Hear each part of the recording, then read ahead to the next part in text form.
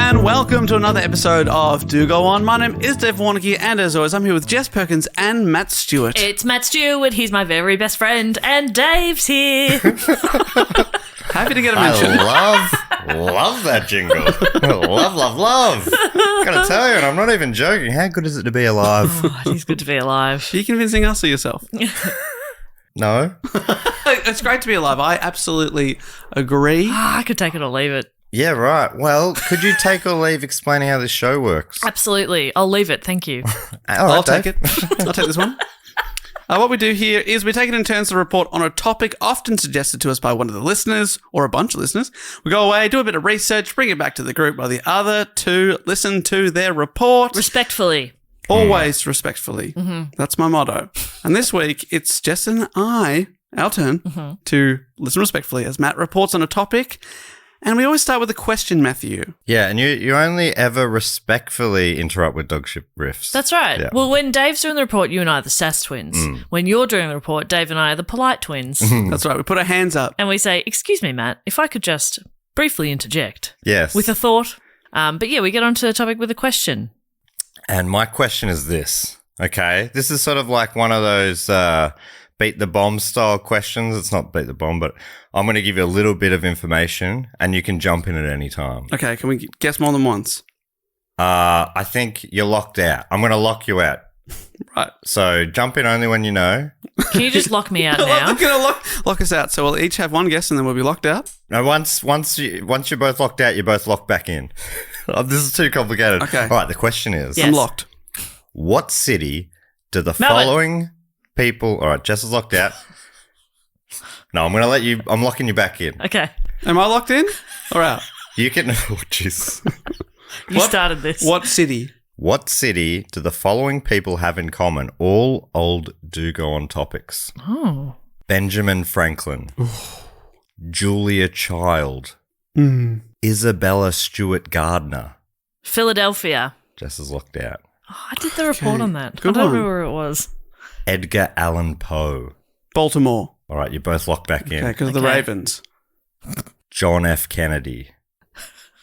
Larry Bird. Boston Celtics. Yes, Boston. Is it Boston? It is Boston. Boston Celtics. That's Larry Bird. Boston Celtics. John F. Kennedy. I thought that would be the... Oh, yeah, Harvard. So they're all listed on Car keys. You know? Boston Magazine's list of the 100 best Bostonians of all time. Wow. And some of them are definitely not Bostonians, but they lived there for a bit. It lists Alexander Graham Bell, a famous Scottish man.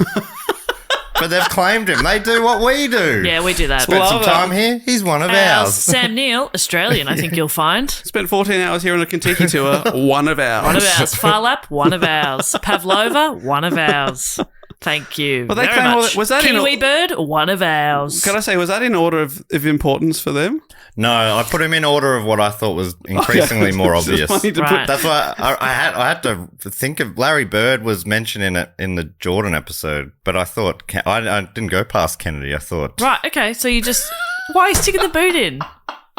I thought it would be obvious to you fucking idiots, but apparently I work with morons, It's like dumb little babies. Like, stick the boot in harder, why don't you? it's like I mean, I hate that. It's like when you're doing you're playing Trivial Pursuit or something, and they're about to ask you a question. Like, oh, here's an easy one. What's the square root? I'm like, fuck you. Fuck you. You'd be an idiot not to get this. Yeah. Yeah. Oh, good. Nice, easy one for Yeah, you. so Real that- slam dunk Just coming up. Of Make it.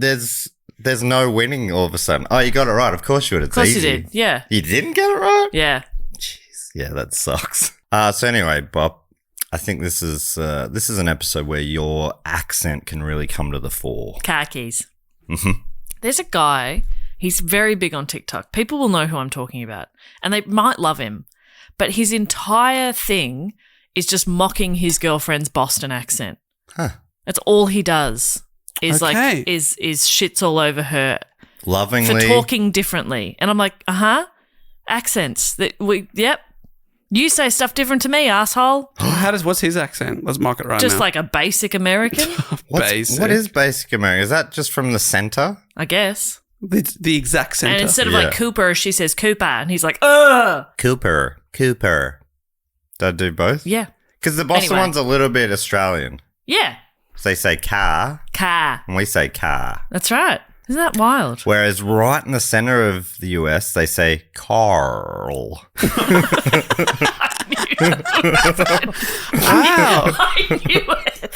So we just say a silent L. Yeah. Yeah. But they emphasize Carl. it. We do a silent Where's the L in RL, that? Where's and the L they in that? pronounce the Carl. R and the L. Right, but they say. Anyway, I know you've both had your hands up for those dog shit riffs, but we're going to get on to the topic at hand. Gosh, these big heavy boots he's got on today. He just keeps fucking sticking them in. And we're going to be talking about the great Brinks robbery. Brinks. Brinks. So Brinks is like their Chubb security or something, I Oh, they've got a chub.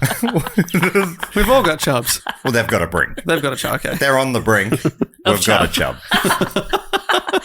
Oh, boy. This was suggested by just the one listener, Michael Blankenborg from What? Victoria, BC in Canada. How dare you have such a fantastic It's name, so good. Michael? One more time. Michael Blankenborg. Blankenborg. It is so I love good. it. Because here's the thing. Michael Blanken would have been incredible. Michael Borg. Borg, incredible. Blankenborg? How fucking dare you, Michael? That is amazing. Save some for the rest of us. Oh, I love that. So, yeah, there's this fantastic breakdown of the story on the FBI website. So, you know, maybe they're tooting their own horn somewhere.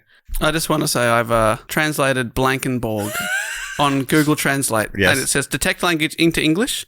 Blankenborg translates into English as Blankenborg. Okay. So, Okay, well, that makes you think, doesn't it?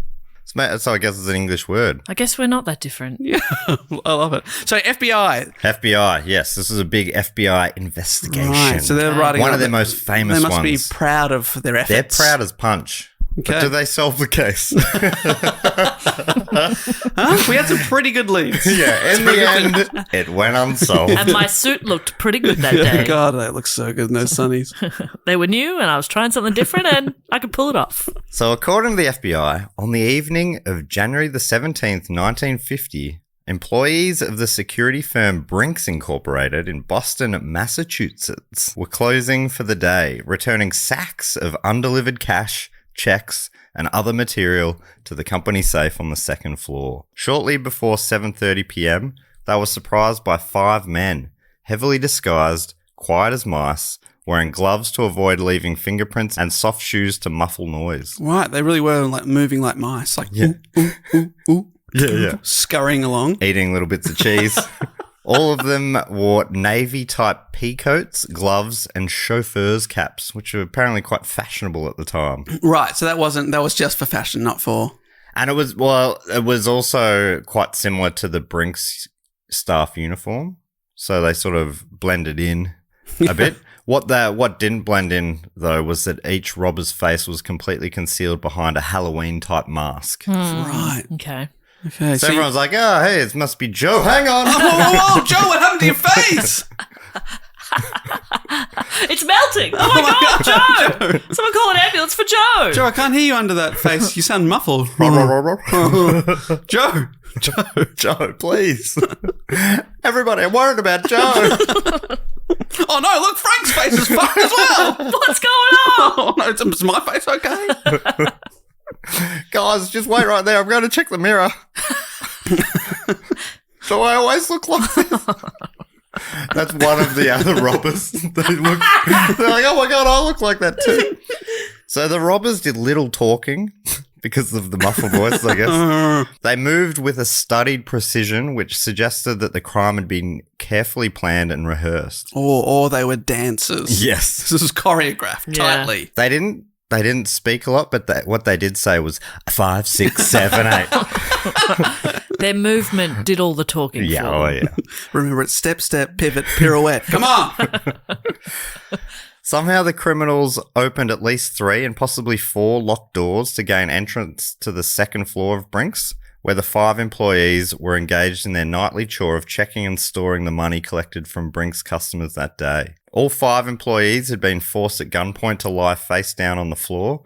Their hands were tied behind their backs, and adhesive tape was placed over their mouths. Within minutes, they'd stolen more than $1.2 million in cash Wow. and another $1.5 million in checks and other securities, making it the largest robbery in the US at the time. So this is 1950. Whoa. So that's big dollars. Big dollars. Probably about 30 million in today's money, but Wow. yeah, so it's a huge haul. I wouldn't say no to 30 million. You wouldn't say no? Nah. What would you say no to? Because I've got $5 in my wallet right now. I'll have that. We found no prize. No. No, she wouldn't say no to 5. Would you say no to 2? I wouldn't say no to any of it, really. 5 cents. Oh, yeah. It's a burden. Actually, yeah, coins, I'd be like, nah. And even actually a note. Can you just transfer me $5? Okay. I don't really carry cash. Transferring now. Thank you so much. Matt, could you also transfer me $5? Okay. Thank you. I reckon I'd accept down to 50-cent pieces. Would you? And then what are you going to do? Okay, actually, you know what? I would accept $1 coins because at least I can use that in the washing machine. But other than that. Gold coins are, they're like gold to me. So half of it, almost half of it's in cash. Yep. 1.2 million. I imagine that's a lot of money to transport, right? That's quite a bit of... it was hefty. Yeah, that's a hefty package, yeah. Yeah. I can't remember. It was like tons or a ton or Wow. half a ton. It was heavy. Yeah, even half is a lot. Yeah, it was some portion of a ton. I can't pick that up. Could have been a tenth of a ton. Wow, a 10th ton. No, I think it was hefty. Yeah, it's a lot to imagine. I got to tell you, I regret not writing down the weight. I've only ever seen half that money in one place at once, so can't even imagine twice that. 1.5 million cash? Where did you see half that amount at one Under my time? mattress. Okay. I sleep 15 feet in the air. How did you get up there? A very big ladder and a trampoline. So you had the pile of cash, then I guess you put the bed on top of it? Yeah, that's right. Otherwise, how will it be hidden from people? And the bed is just precariously... Yeah, toppling. The leg's not touching the floor, is that what we're saying? Yeah. Holy moly. Is that quite soothing to sleep? Like a waterbed kind of feel? Yeah, because I've got the satisfaction that I've got $750,000 in it. That must be a satisfying sleep. $750,000. Pretty good. Pretty good. Wouldn't say no to that. I wouldn't say no to that. If there were no strings attached, I'd say yeah. Yes, thank you very much. According to the FBI, as the robbers sped from the scene, a Brinks employee telephoned the Boston Police Department. Minutes later, police arrived at the Brinks building, and special agents of the FBI quickly joined in the investigation. But there was no sign of them. They'd barely left a trace. At the outset, very few facts were available to the investigators. In addition to the general descriptions received by the Brinks employees, like melty faces. Yeah, you looked a bit like Frank, but weird. Really worried about him. He was acting all strange. Frank would normally rob from us. That's He'd also- normally, come in and count the money, not take the money. I don't know what's gotten into Frank. Frank's like, I'm right here. I was robbed as well. Okay? Frank's losing it. Honestly, he's suspect number 1. So, yeah, they got these general descriptions. They also got several pieces of physical evidence, like rope that was used to tie them up, the adhesive tape that bound and gagged the employees, and one of the chauffeur's caps that one of the robbers left at the crime scene. But the thing is, they'd clearly spent the time, it was a brand new cap, and they'd spent the time to unpick the label from it. So, and they were very common hats at the time, so there was really no way to trace it back to a store or anything. That's Dealing clever. with pros, for sure. Yeah, so even the idea that they might have left it behind, they were prepared for that, which is interesting. The FBI further learned that 4 revolvers had been taken by the gang, so there was security there, and they'd taken those guns off them. But they had descriptions and the serial numbers of these weapons because they were, company guns. Yep. So the FBI noted these down, thinking, if they turn up, they'll be able to have a connection back to the robbers. In the hours immediately following the robbery, the underworld began to feel the heat of the investigation. Well-known Boston hoodlums were picked up and questioned by police, like all of them, basically. They were bringing everyone in. From Boston, then the pressure quickly spread to other cities. Veteran criminals throughout the United States found their activities the subject of official inquiry. A systematic check of current and past Brinks employees was undertaken, seeing as they'd got in through multiple locked doors. Yeah. They were thinking inside job. Yeah. Frank. Inside Son of a Frank. bitch. Honestly. I was tied up with you. I'm sick of the lies, Frank. You were the best man at my wedding. Now I feel like I don't even know you. So a bunch of employees were taken in, especially any that had records, criminal records, not vinyl. Hit records. What have you got? Okay. Very interesting. You got the Beatles LP, all right. Yeah, big and because they clearly knew the layout of the building as well. They're like, it's all pointing towards an inside job. It Probably. reeks. Yeah, it stinks to high heavens. The robbery was front page news the following day, and the case quickly caught the imagination of America. But the robbers weren't necessarily public enemy number one either. It wasn't like the robbers knocked off the local church or the local orphanage, said Stephanie Scorro, who wrote a book about it called Crime of the Century. I reckon this is maybe the third or fourth crime of the century we've covered. Absolutely. I do love a crime of the century. Similar to like the 100-year flood or 100-year storm, and that seemed to happen all the time. Scorro goes on, they picked a big company that could afford, in the minds of many, to lose this money, so people took a perverse pride in it. According to the Daily Beast, the FBI tried to trace the money, keeping an eye on racetracks, casinos, and resorts where men of previously modest means might be suddenly seen spending a fortune. And they were, if you were all of a sudden spending money, they were bringing you in and checking your alibi, figuring out where you got the cash. So, yeah. Whoa. It says here that you ordered 2 hash browns this morning. Usually you only have 1. What's going on, big spender? Huh? Hey? Huh? Suddenly come into a lot of cash, have we? Oh, you were buying one for your son. No. Wow. And where did he get the money? Where did he come from? Did you buy a son? What do you mean, your wife? What are you talking about? God doesn't understand where all of kids a come sudden from. there's a whiteboard. Yeah. Okay, all That right. seems disgusting. Oh my God. And people do this? Over the course of their investigation, they spent $29 million. The FBI spent $29 million trying to solve the $2.7 million robbery. Because they arrested half of America. Yeah, that's right. So many hours spent, so many officers and agents on the case. Wow. But according to the Washington Post, they were getting nowhere. It was seen as almost the perfect crime. Right. And I suppose the more money you spend, the longer you spend on it, the more people are getting away with it, the more embarrassing it is for the FBI, right? So you're like, we just got to keep spending.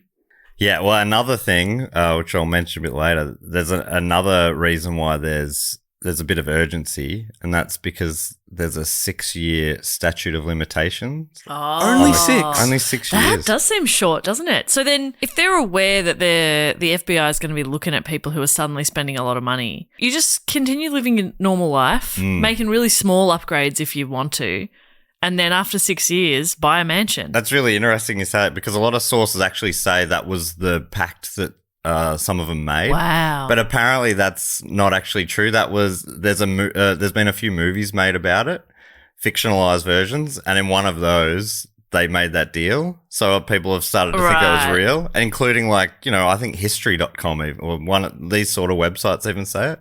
But this author, Stephanie Scorro, she's like, yeah, that didn't actually happen. Yeah, wow. But that would have been smart. Would have been smart.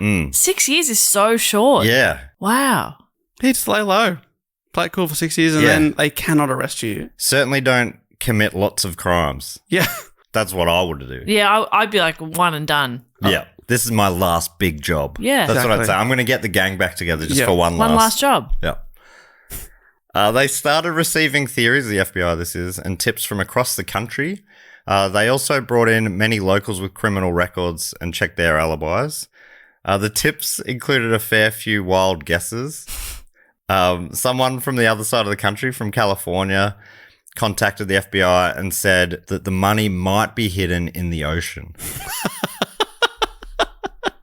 Why is that funny, The Dave? FBI. The ocean's very vast. That's right there. They spent $50 million looking for that. Yeah. We're on it. We've drained the ocean and it wasn't there. We dragged the Atlantic and pumped it into the Pacific. And then vice versa. All right, fine. Other coast, let's do it. Let's do it.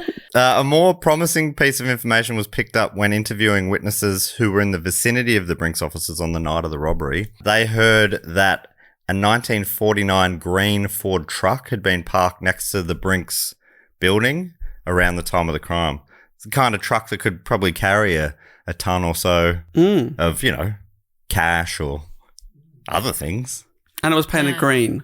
It was painted green. A ton of feathers. Ton of feathers. Pretty compact. Man, I remember that blowing my mind when I was in high school. That was like a trick question on a test. Yeah. Oh, what weighs more, a ton of feathers or a ton of bowling balls? Yeah. I wonder. Yeah. I think it's bowling balls. Yeah, okay. Wait, what? Yeah.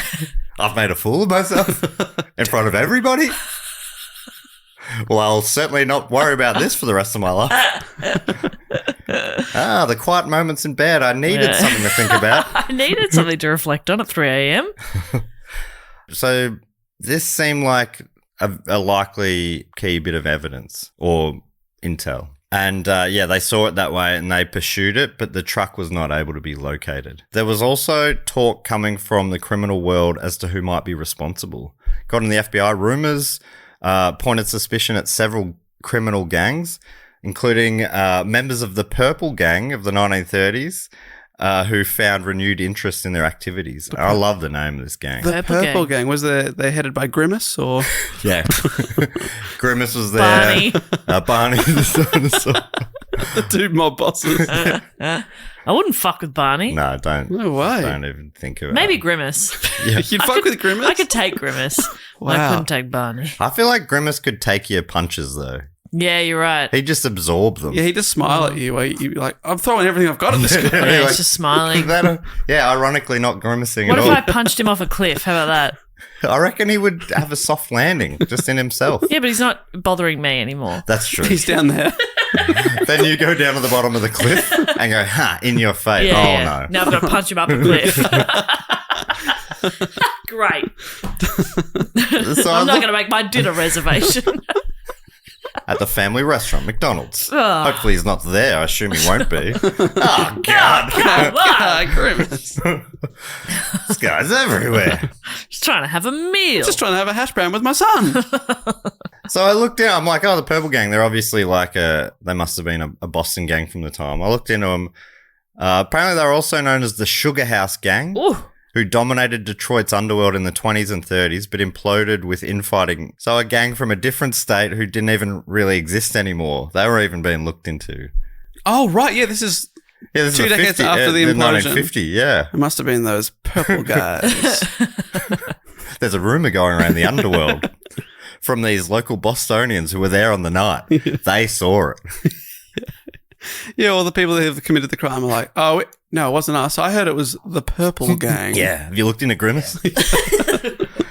I don't trust him. The FBI continues. Another old gang that had specialised in hijacking bootlegged whiskey in the Boston area during Prohibition became the subject of inquiries. Again, the FBI's investigation resulted merely in the elimination of more possible suspects. I think that was a lot of what they were doing was looking into people and ruling people out. Ruling them out. So when you say eliminating, they're not just killing everyone, just in case. Well, that's how you rule out. Yeah. How do you rule things out? Well, even if you didn't do it, you'll never do it again. Yeah, that's right. Yeah, the bosses just keep saying, rule out another possible suspect and winking, if you know what I mean. Oh, kill Grimace. Okay. Of the hundreds of New England hoodlums contacted by FBI agents in the weeks immediately following the robbery, few were willing to be interviewed, interestingly. Huh. Hoodlums are normally very cooperative. loose-lipped. Yeah. Yeah. Normally they're like, what do you need? Yeah. I'm here for you. Do you want me to grab you a cup of tea and then let's get into it? Yeah. I saw it all.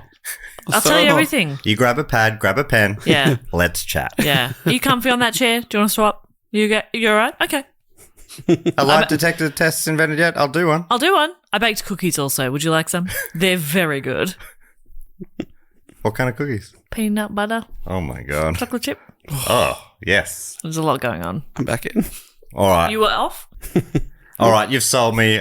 I'll take your information. Yeah. Occasionally, an offender who was facing a prison term would boast that they had hot information. I got hot goss. Yeah. Basically, like, you get me out of jail, Yeah. I'll give you the robbers. And obviously that never came to anything. One Massachusetts racketeer, a man whose moral code mirrored his long years in the underworld, confided to the agents who were interviewing him, quote, "If I knew who pulled the job, I wouldn't be talking to you now because I'd be too busy trying to figure out a way to lay my hands on some of the loot." The massive information gathered during the early weeks of the investigation was continuously sifted. All efforts to identify the gang members through the chauffeur's hat, the rope, and the adhesive tape which had been left at the Brinks proved unsuccessful. It's not a lot to go on. This rope, you know? Yeah. And this is before DNA testing and stuff. And CCTV and all those things that now would make it a lot easier to figure out. And DNA testing is like more recent than we think, isn't it? Yeah. We have talked about it at some point, but I remember being surprised by it. 1986, Wow. according to the NCBI government website. And I trust the NCBI With my life. with Jess's life. So that is way more recent than I would have thought. A breakthrough in the investigation occurred in the early months of 1950, though, according to Robert E. Thomason, writing for the New York Times. Several months after the robbery, two small boys from Somerville, Massachusetts, 5 miles north of the Brinks building, found 2 guns on a beach at Mystic River. And you'll remember that they noted down the serial numbers and all that sort of stuff of the guns that were taken. Yeah. Well, according to the FBI, shortly after these 2 guns were found, one of them was placed in a trash barrel and was taken to a city dump, never to be seen again. The other gun, though, was picked up by a police officer and identified as having been taken during the Brinks robbery. The serial number matched. Wow. A detailed search for additional weapons was made at the Mystic River, but they didn't find anything. But, you know, this was a little breakthrough. Didn't give them directly anyone, but it gave them an area to search for. You know, they're like, oh, this area, maybe the people on our suspects list who are from around here, will focus on them a little bit more. And you know what the beach is right next to? The ocean.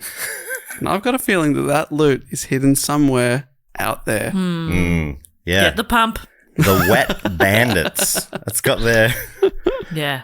Their wet sopping hands all over it. Their M.O. M for moist.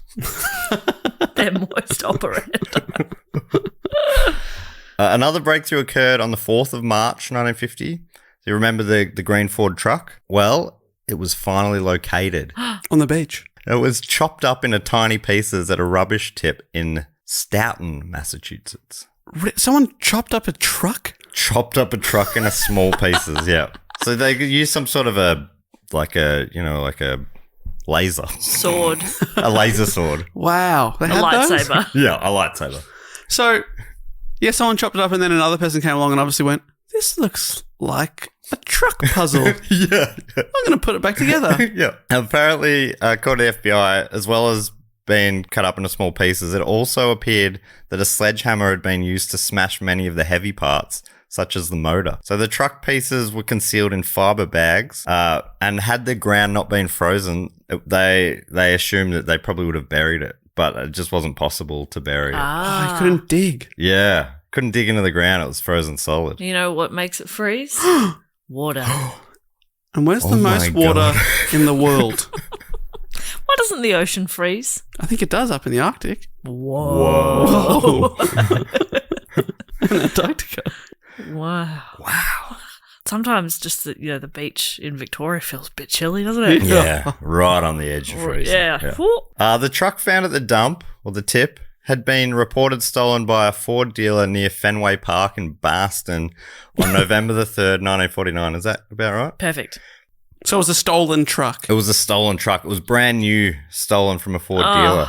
From a dealer, I Imagine, don't care. we found your truck. Awesome. Where is it? I'll come pick it up. It's chopped up into tiny pieces. Uh-huh. Okay. And where are the pieces? Yeah, for a second there I was like, oh no, because I imagined somebody had just bought their dream car, but it's from a dealer, I don't care. Yeah. Whatever. The dealer got a call to come and collect their cube. Is it about my cube? All efforts to identify the persons responsible for the theft and the persons who had cut up the truck were unsuccessful. The fiber bags used to conceal the pieces were identified, so they were looking into everything. Because they were fiber bags, they were able to figure out that they had been used as containers for beef bones shipped from South America to a gelatin manufacturing company in Massachusetts. Thorough inquiries were made concerning the disposition of the bags after their receipt. This phase of the investigation was pursued exhaustively, but it ultimately proved unproductive. Oh. So it seemed like they would have been like, all right, we're getting somewhere. Oh, okay.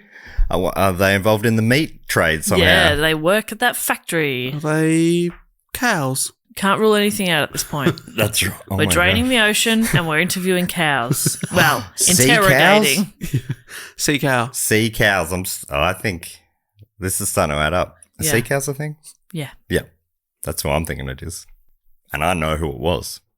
Sea cows. Sea cows. Despite this, the location of the tip was near where two of the FBI's suspects lived. Joseph Specs O'Keefe and Stanley Gus Gasoria. Okay, Gasora.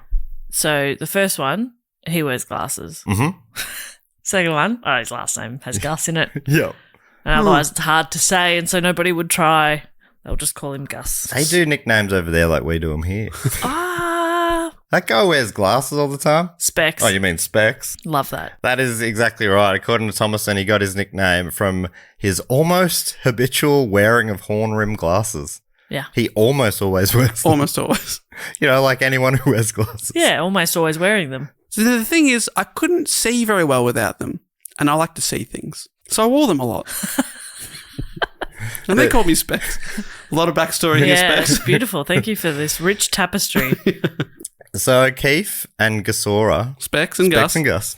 they had a history of committing crimes together and separately. That's And nice. the FBI honed further in on them. They're like, these two What? make some sense. They got a hobby and they've found somebody with a shared passion Yes. Yeah. and they're just partaking in a hobby together. And they That's happen nice. to live near a tip that had a chopped up car. I think that's really nice, actually. That's right, but they also are mature enough to work separately as well. Have their own Yeah, little- I think that's so healthy. Yeah.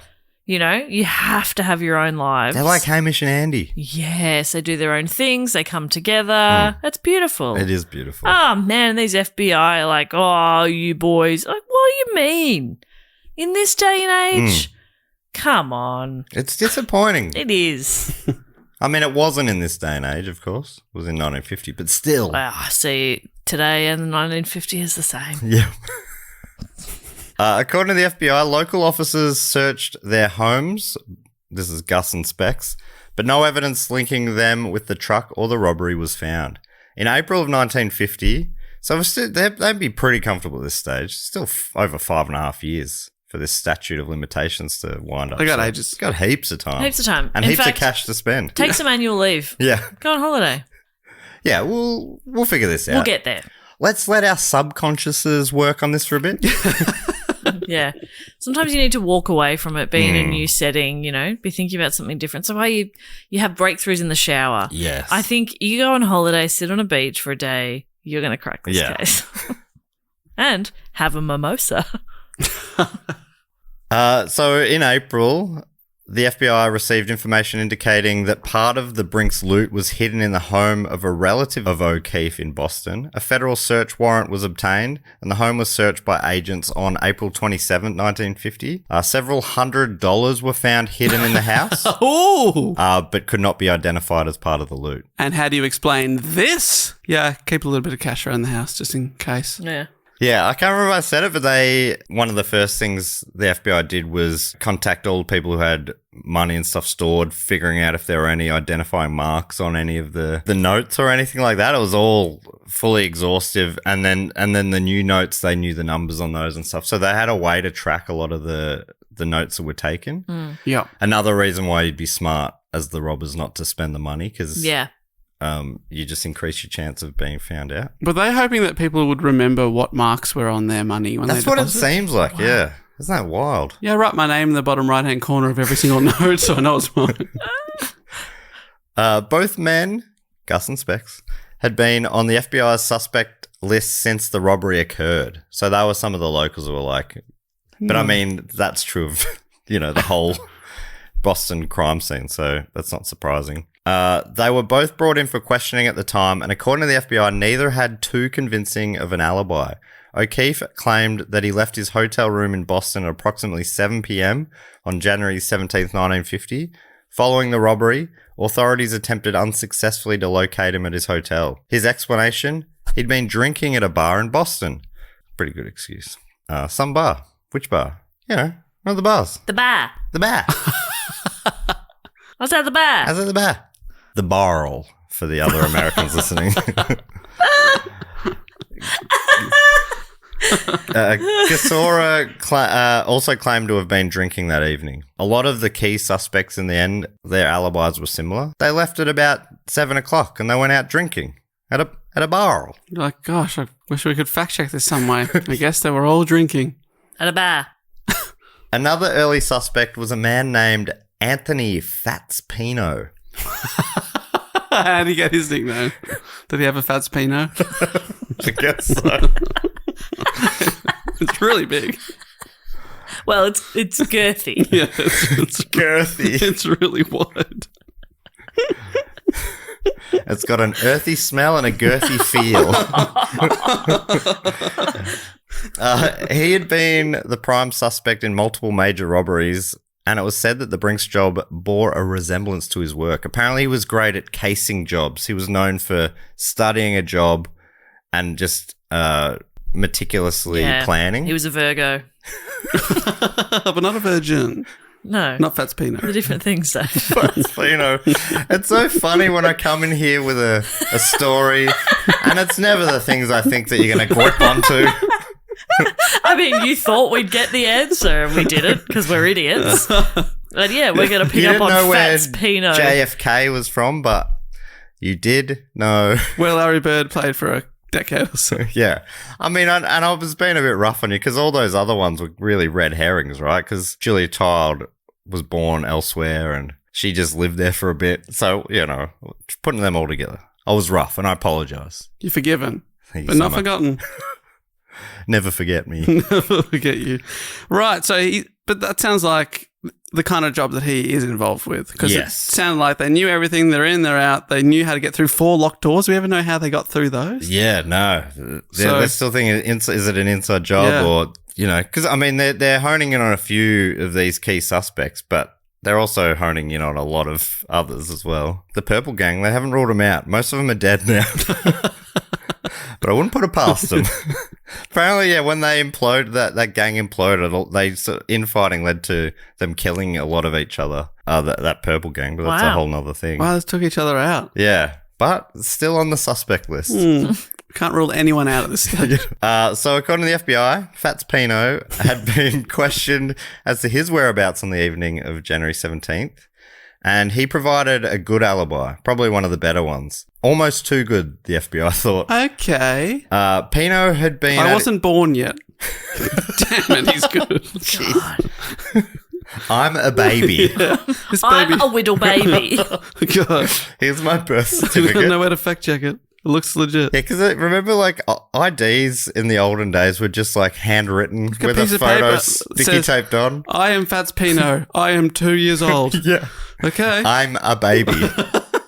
Goo goo gaga. So his alibi was that he was at his home in Boston until approximately 7 p.m. And this comes up a lot. Almost like they're all these people went, yeah, if anyone asks, he left home at 7 p.m. Right.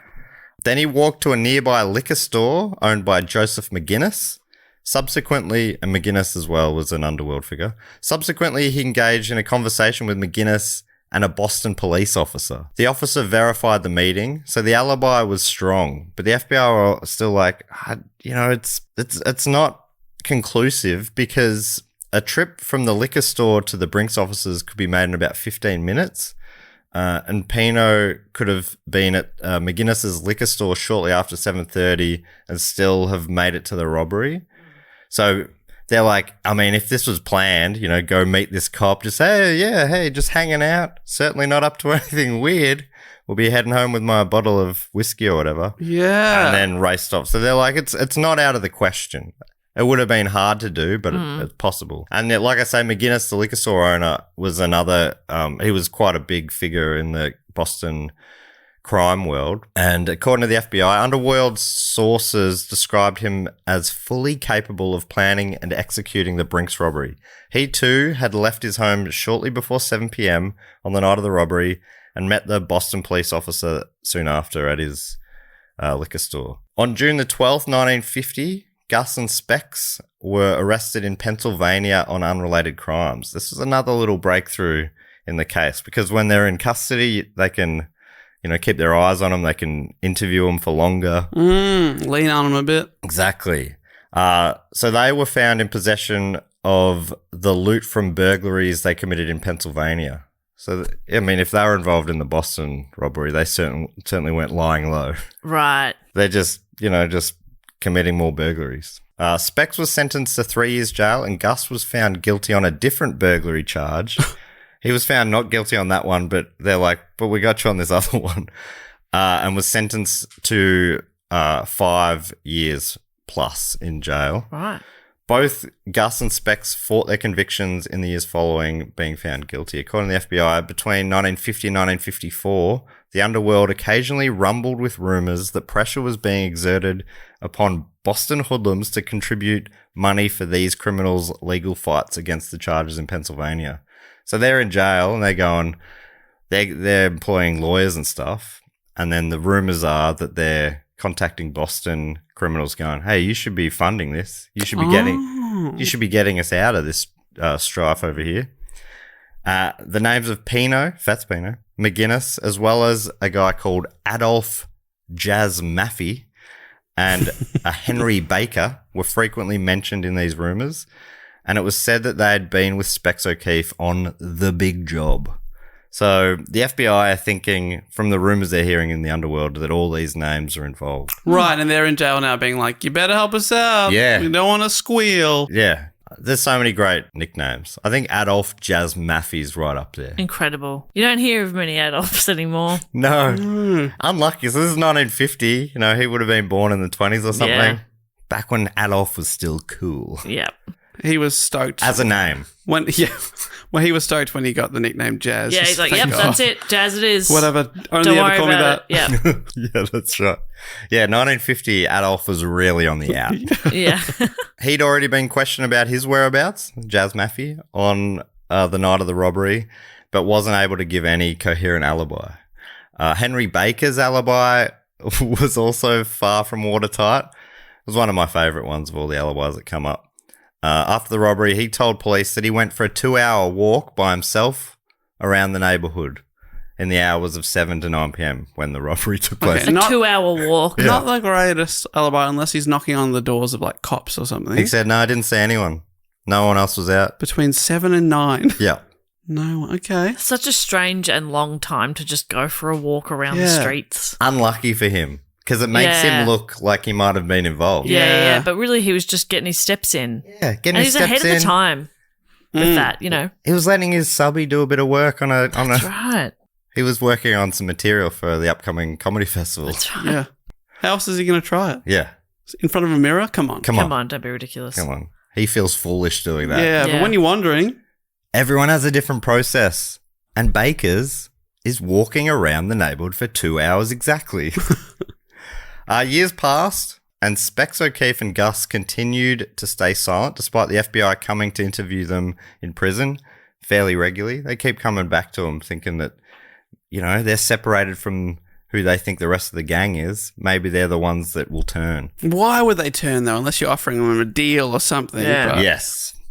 The FBI continued trying, though, as they hoped that a rift might open. They kept trying, and they kept failing. Oh dear. But they're thinking, you're inside. Hey, those other guys, they're out there living it They're up. living it up. They're talking about how you're a couple of losers. Yeah.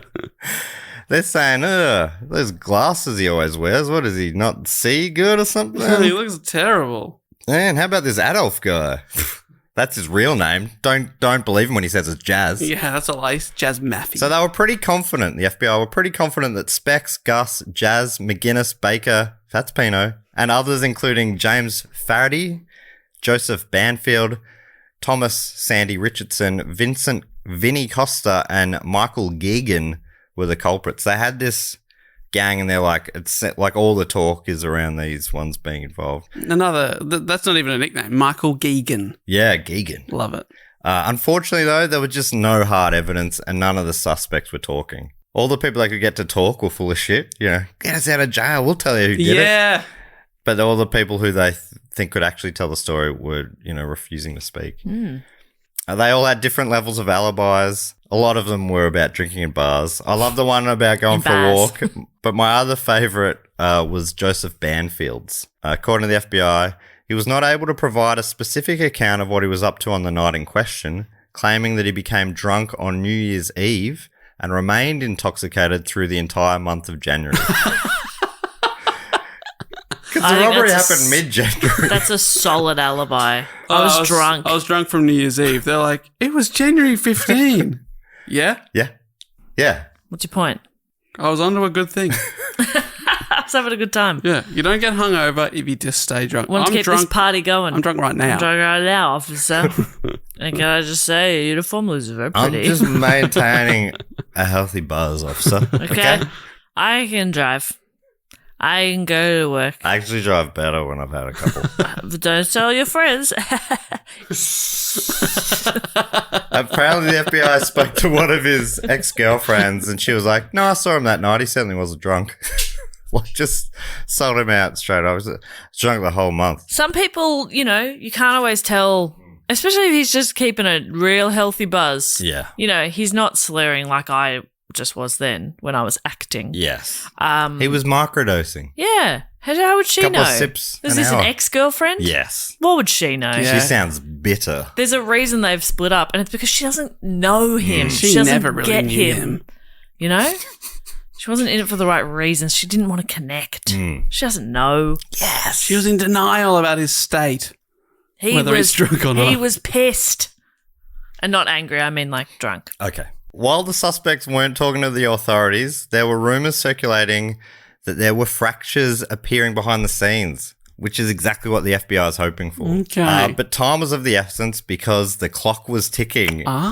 And, so years have gone by now. And then on November the 25th, 1952, a federal grand jury began hearings in Boston about the robbery. According to the FBI, after nearly 3 years of investigation, the government hoped that witnesses or participants who had remained mute for so long might find their tongues.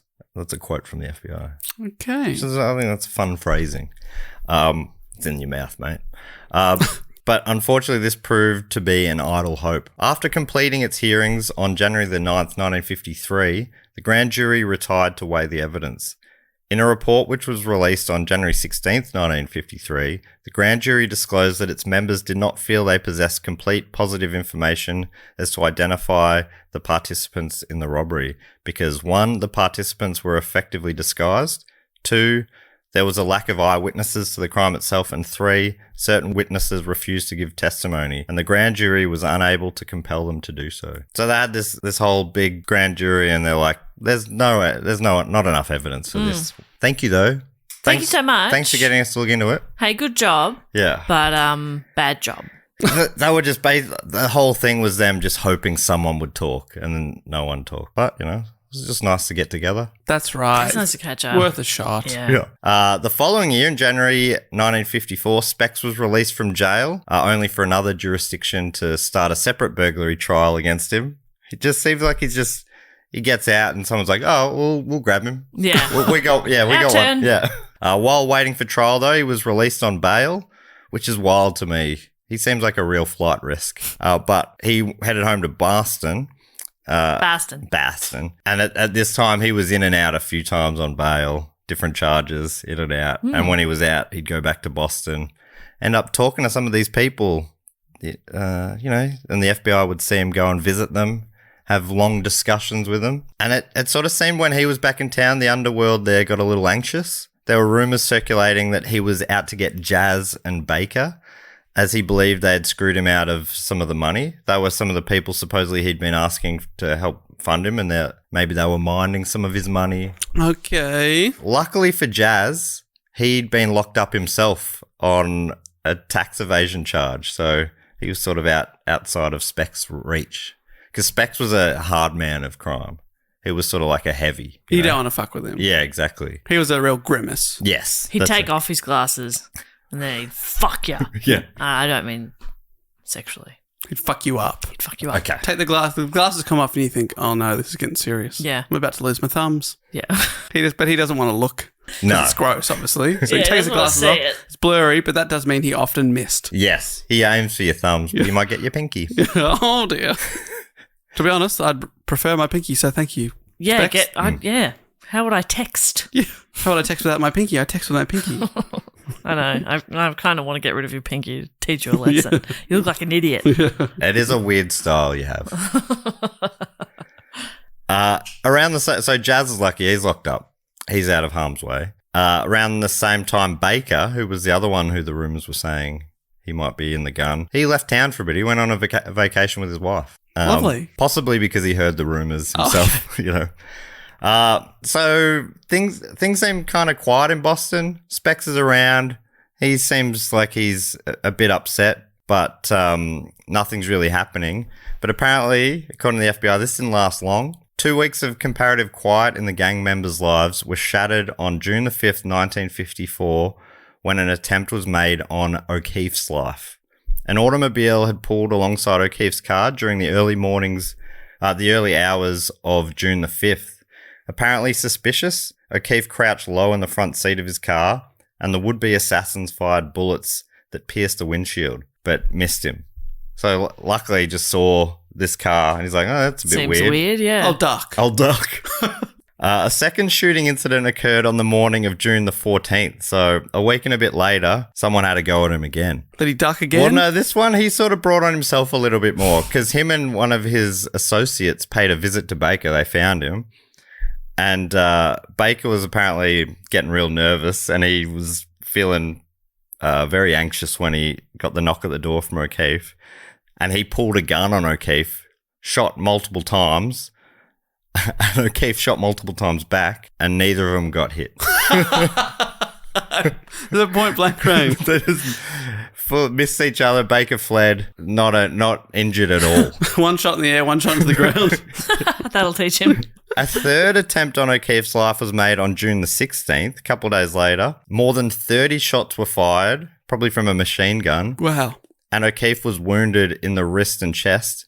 But again, he managed to escape with his life. Relatively minor injuries. Police who arrived to investigate found a large amount of blood, a shattered wristwatch, and a .45 caliber pistol at the scene. 5 bullets which had missed their mark were found in a nearby building. On June the 17th, 1954, the Boston police arrested Elmer Trigger Burke and charged him with possession of a machine gun.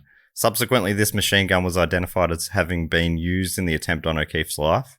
Burke, a professional killer. I mean, it's hard to say it wasn't me when your nickname's Trigger.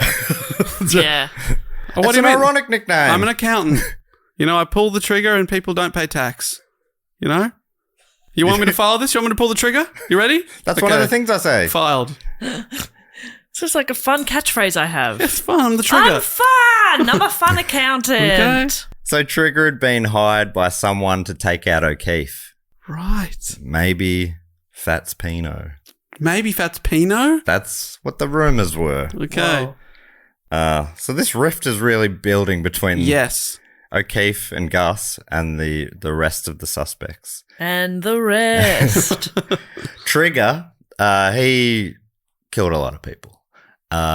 He was broken out of jail soon after this, but ended up getting done on a murder charge and was executed not too long after. Okay. Yeah. He's like, this is how you treat your accountants? Come on. But I guess the 3 attempts on Speck's life were enough to scare him into hiding. So he went away for a little while after this. Probably a smart play, I reckon. Only took him the 3 attempts before he... You went, okay. All right, I get the hint. You don't want me around. I knew that something was wrong when you shot my watch, okay? I love that watch. I love that watch. That's how I told the time. That watch is like a son to me. Yeah, so he was in hiding for a while, but the police found him a few months later, and on the 1st of August, he was sentenced to 27 months in prison for violating a probation. All right, you're not supposed to get shot whilst on probation. I think he had guns on him and stuff. He was just doing a few things he shouldn't have been doing. Right. And it just seems like he just robs places all the time. Yeah. He was held in a prison in a different county for his own safety. They're like, we can't hold him in Boston because obviously there's people in the Boston scene that are after him. His associate who accompanied him to that meeting with Baker where they just sort of shot around each other. He wasn't so lucky. He disappeared on the 3rd of August and has never been seen again. It's believed that he was probably killed because of his association with Specs. Or he went to Fiji. Oh Yeah, my exactly. God. He could have lived, we don't know. He could have lived the best life. He could I've had a great still time. be alive. Yeah. He'd be old. Yeah, he could be any. He could be like, maybe he's Tom Brady. You know what I mean? Maybe. He's old. Yeah. You know? Maybe. Yeah. Checks out. We don't know. We can't say for sure. I haven't seen Tom Brady's birth certificate. You haven't? Oh, man. Have you? Yeah. Oh, man. Whenever I catch up, you show me that thing. It just says Tom Brady, I am a little baby. Yeah. But it's dated 1950. So that makes him quite old. So you just add plus 70 years. Oh, Cheers. forget you're a mathematician. So O'Keefe seemed to assume that Pino was behind the disappearance. He also assumed that Pino was probably behind their attempts on his life. Okay, you can't trust Fats Pino. And he suggested to FBI agents, subtly, but he said if he got out of jail again, he was going to take out Pino. He said it subtly, though. He said he might find himself a bit of mischief. Right. But he said that with a Boston accent. I'll take Pino out for a Pino, if you know what I mean. Better than a Boston accent. Yeah. Despite all this, he maintained he knew nothing about the Brinks job. And this was bad news for the FBI, as they saw him as the most likely to turn. But the statute of limitations only had about a year now left to run. Okay. So they were really running out of time. The mid-50s was a tough time for many of the suspects getting in and out of jail. And it was particularly bad for one of them, Banfield, because he died at the age of just 45 in January of 1955. Seems like it was natural causes, but this is the guy who was supposedly drinking for a full month. Okay, no real surprises there. Yeah. Meanwhile, that guy that went for a 2-hour walk, his health is perfect. That's right. He's doing very fit. well. Turns out he wasn't lying. And he's the fittest man in the world. Well, I got a PT. Ever heard of it? Okay. He went for a 2-hour walk. The fittest man in the world. What is this guy? Could you go for a freak? 2-hour walk? No. Yeah. That's what I thought. And I'm the second fittest man in the world. I know. I'm the fittest man in the world. So O'Keefe remained in prison and he was fuming. Apparently he was just stewing in his cell. He was writing letters to the other suspects back in Boston being like, hey, come on. The fuck? What the hell? According to the FBI, it appeared to him that he would spend his remaining days in prison while the other suspects would have many years to enjoy the luxuries of life. Even if released, he thought, his days were numbered. He's like, you know, they're going to take me out if I'm out. If I'm in, maybe I get to live a long life, but I'm in jail. There had been 3 attempts on his life, and he's like, they'll have another crack at me, surely, once I get out. Evidently resigned to long years in prison or a short life on the outside, O'Keefe grew increasingly bitter towards his old associates. He continued to hit them up for cash to help with his legal costs, but as time went on, he was more convinced that they were going to let him rot in jail. I feel like it took him a while to take the hint. They've literally tried to kill him multiple times. And he's like, what the hell, guys? Guys, I've got some bills to pay. Whoa, I thought we were friends. Send cash. Now, I know that there was a bit of a misunderstanding when you had multiple people shoot at me. Yeah. But I forgive you. Yeah. Because we're friends. Friends don't hold grudges. We got a history. Right, guys? If you were on the outside, though, surely you'd go, oh, that wasn't us. Sure, we'll pay for your legal bills until the day the statute comes up. And then you go, you'll never hear from me again. That would be... Just keep paying, Yeah, keep him happy for 6 more months, whatever, 9 months. Oh, man. I think they could have used that kind of advice. Just spend, you've got 30 million in today's money. Give him the million, whatever he needs for his law fees. Do whatever you can, right, just to keep him happy, because they must also know that he'd be the most likely to turn. Yeah, just keep him happy. But this was the thing. They really were like, why would he talk? We're so close to the statute ending. If he talks, he's implicating himself as well. Right. So they're he's like, like, he's not going to talk. I'm in here forever. Yeah. May as well take out these pricks. Yeah, exactly. So the FBI continued to try their luck, even though he was refusing to talk still. In the weeks leading up to the statute of limitations expiring, so there's only weeks left now, they visited him on multiple occasions, would not budge until he did. On the 6th of January, 1956, a week or so before the statute of limitations was up. Wow. When visited by 2 FBI agents, O'Keefe, finally ready to turn informant, said he'd tell them whatever they wanted to know. Basically, it was like, stuff them. Apart from Gus, he was fed up with the rest of them. He thought that they just left him high and dry. I mean, they did? Yeah, it seems like they did a bit, yeah. But also, it seems like, I mean, he was pretty aggressive about things. They would have been like, can we just... Yeah. Whoa. And why are you committing burglaries? Yeah. So soon after Yeah. the burglary. Can you lay low, please? So over the following days, he spilled his guts, telling them the full story in a series of exhaustive interviews. This gave the agents just enough time to corroborate his story and get arrest warrants with only 6 days to spare. Wow. So it was cutting it so fine. But God, this is me if I was a police officer. I got 6 years to solve it. No worries. that's ages. I'll get this done. Week before, I'm making arrests. You're calling around, hey, do you know anything about this? Have you heard about this crime? Fucking hell. It's funny because the FBI are quite proud of this investigation and they did great work, clearly following a lot of dead ends. But really, if Specs didn't talk, It was just they had nothing. It was just a bitter man. Yeah. That's all it was. They were just lucky that there was infighting, basically. Wow. And then, so the way the statute works, if you've arrested someone by that time, then you can, have a Or even, 2-year trial or the whatever. warrant is out. Yeah. Right. Yeah, now I'm going to tell you, and this is basically a summary of his account of what happened, and it's been summarised on the FBI's own website. Okay. So in the years before the robbery was carried out, all of the participants became well acquainted with the Brinks premises. Each of them had entered the premises on several occasions after the employees had left for the day. So they're just going in, Have a look around. having a look around, checking it out, really getting to know it. This is in for a couple of years before It's this. like when you're doing a drama degree, you got to walk the space, Yeah. feel Yes. the space, Use the space. understand it. Explore Exactly. the space. I love it when your drama degree comes out. Every year or so, I get to talk about it once. That's good enough for me. Yeah, and you've chosen this where we're talking about them casing a joint. You're like, yes. Like in I drama when understand we're that. told to understand the Exactly. space. Feel it. Get into What character. kind of energy is the space giving you? What kind of gait would you have if you were in this space? Close your eyes. What if you were some sort of animal from the jungle?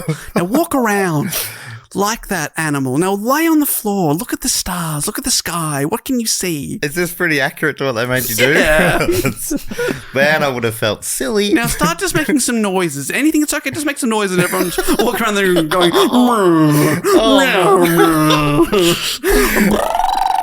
full body cringing. I couldn't do it now, but I committed back in the day. Oh man, I mean, I love it. I'm jealous of people who can do it, but oh man, it makes me think of it when I did some improv classes. I did it with Alistair Trombley-Birchall, the whacker for cloaca guy, As he's always known. as he's known to Jess. Yeah, I was like, who? And a few times, he came up to me and he just put his hands on my shoulders and brought them down. So I was feeling so awkward and tense, and my shoulders were like right up next to my ears. have I didn't no even neck. realize it. He's like, whoa, I think you're tense, mate. Yeah, bring that down, bud. You're okay. That's so good.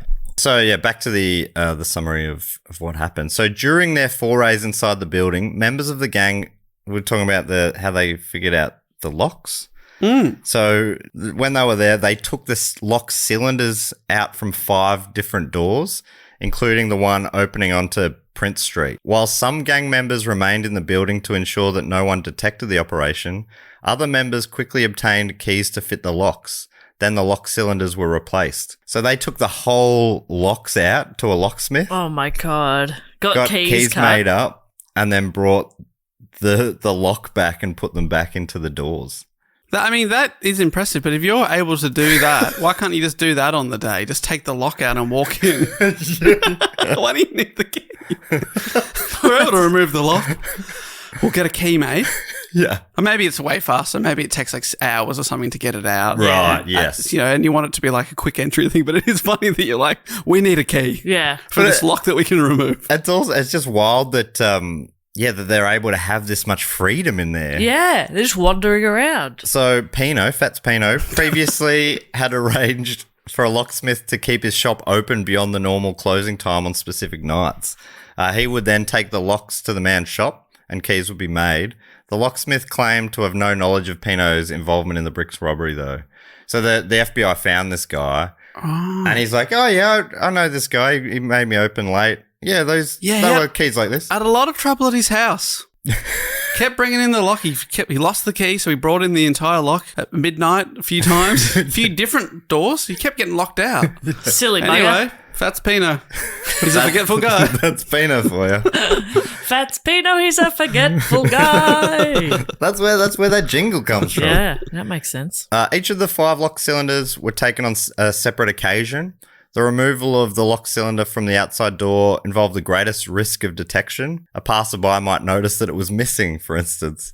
Accordingly, another lock cylinder was installed until the original one was returned. Okay, so if you walk past, there's a lock sitting there. Yeah, that's right. And the door can be closed still. Again, and I thought, why wouldn't they just switch them all out and then they'd already have the key? But then if the workers would come there and be like, keys aren't working. We better change the locks. Yeah. Damn it. Foiled again. That's why I'm not a mastermind. Inside the building, the gang members carefully studied all available information concerning Brink's schedules and shipments. The casing operation was so thorough that the criminals could determine the type of activity taking place in the Brinks offices by observing the lights inside the building. So they could be outside and they go, these windows lights are on. That means they're doing the counting. These lights are on. That means they're doing a different job. Right. And is the counting is very important because that's when the most money is there. Is that why they have to wait? The most money's there. It's also out in the open, basically. Right, because otherwise, why wouldn't you just, when you're there and no one else is there, just grab all the money? But I suppose it's locked the away. takings of the day. Yes. So there's this little window where they're vulnerable, basically. It's out and about rather than in vaults. They know the securities in a certain area doing their checks somewhere else and those, all those sort of things. All right, checks out. Maybe I'm not a good criminal either. Just rob them now. We're here now. Let's do it. Let's grab that pen. It looks expensive. Dave's panicking on one of the casing roofs. There's no money here at the moment. Where's the money? There's a jar of lollies in the manager's office. Take them. Fats Pino would blow his top. Dave. I would absolutely do that. We're not due to do this for another year. I was promised money.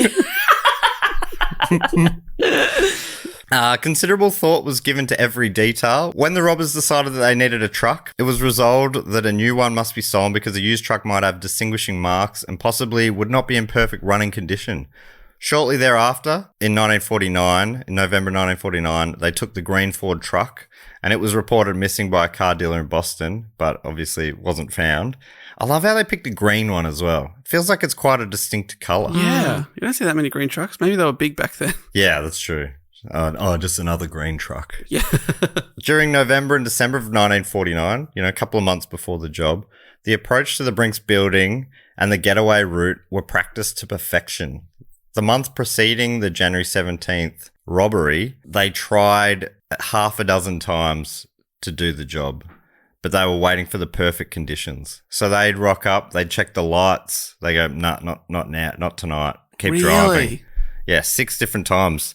The last time was just the night before where they drove up and said, so they weren't panicking, they weren't in a rush. There was no Dave Warnicki's in the crew. Oh, let's just do it. Yeah. I'm antsy. Because every time that happens, you'd have to psych yourself up. That's what I was thinking. We might do it. But by the 6th time, you're probably like, it's probably not going to happen. Yeah. And then they're like, we're doing it. Oh, shit. Put your mask on. Tell your wife you'll be back in 10. You're like, fuck, of course we're doing it now. Oh, gosh. Great. I told her I'd get milk. Yeah. Honey, I'm going for a 2-hour walk. The shop's going to be closed by the time I'm done. Oh, that's ridiculous. I'm carrying millions of dollars home.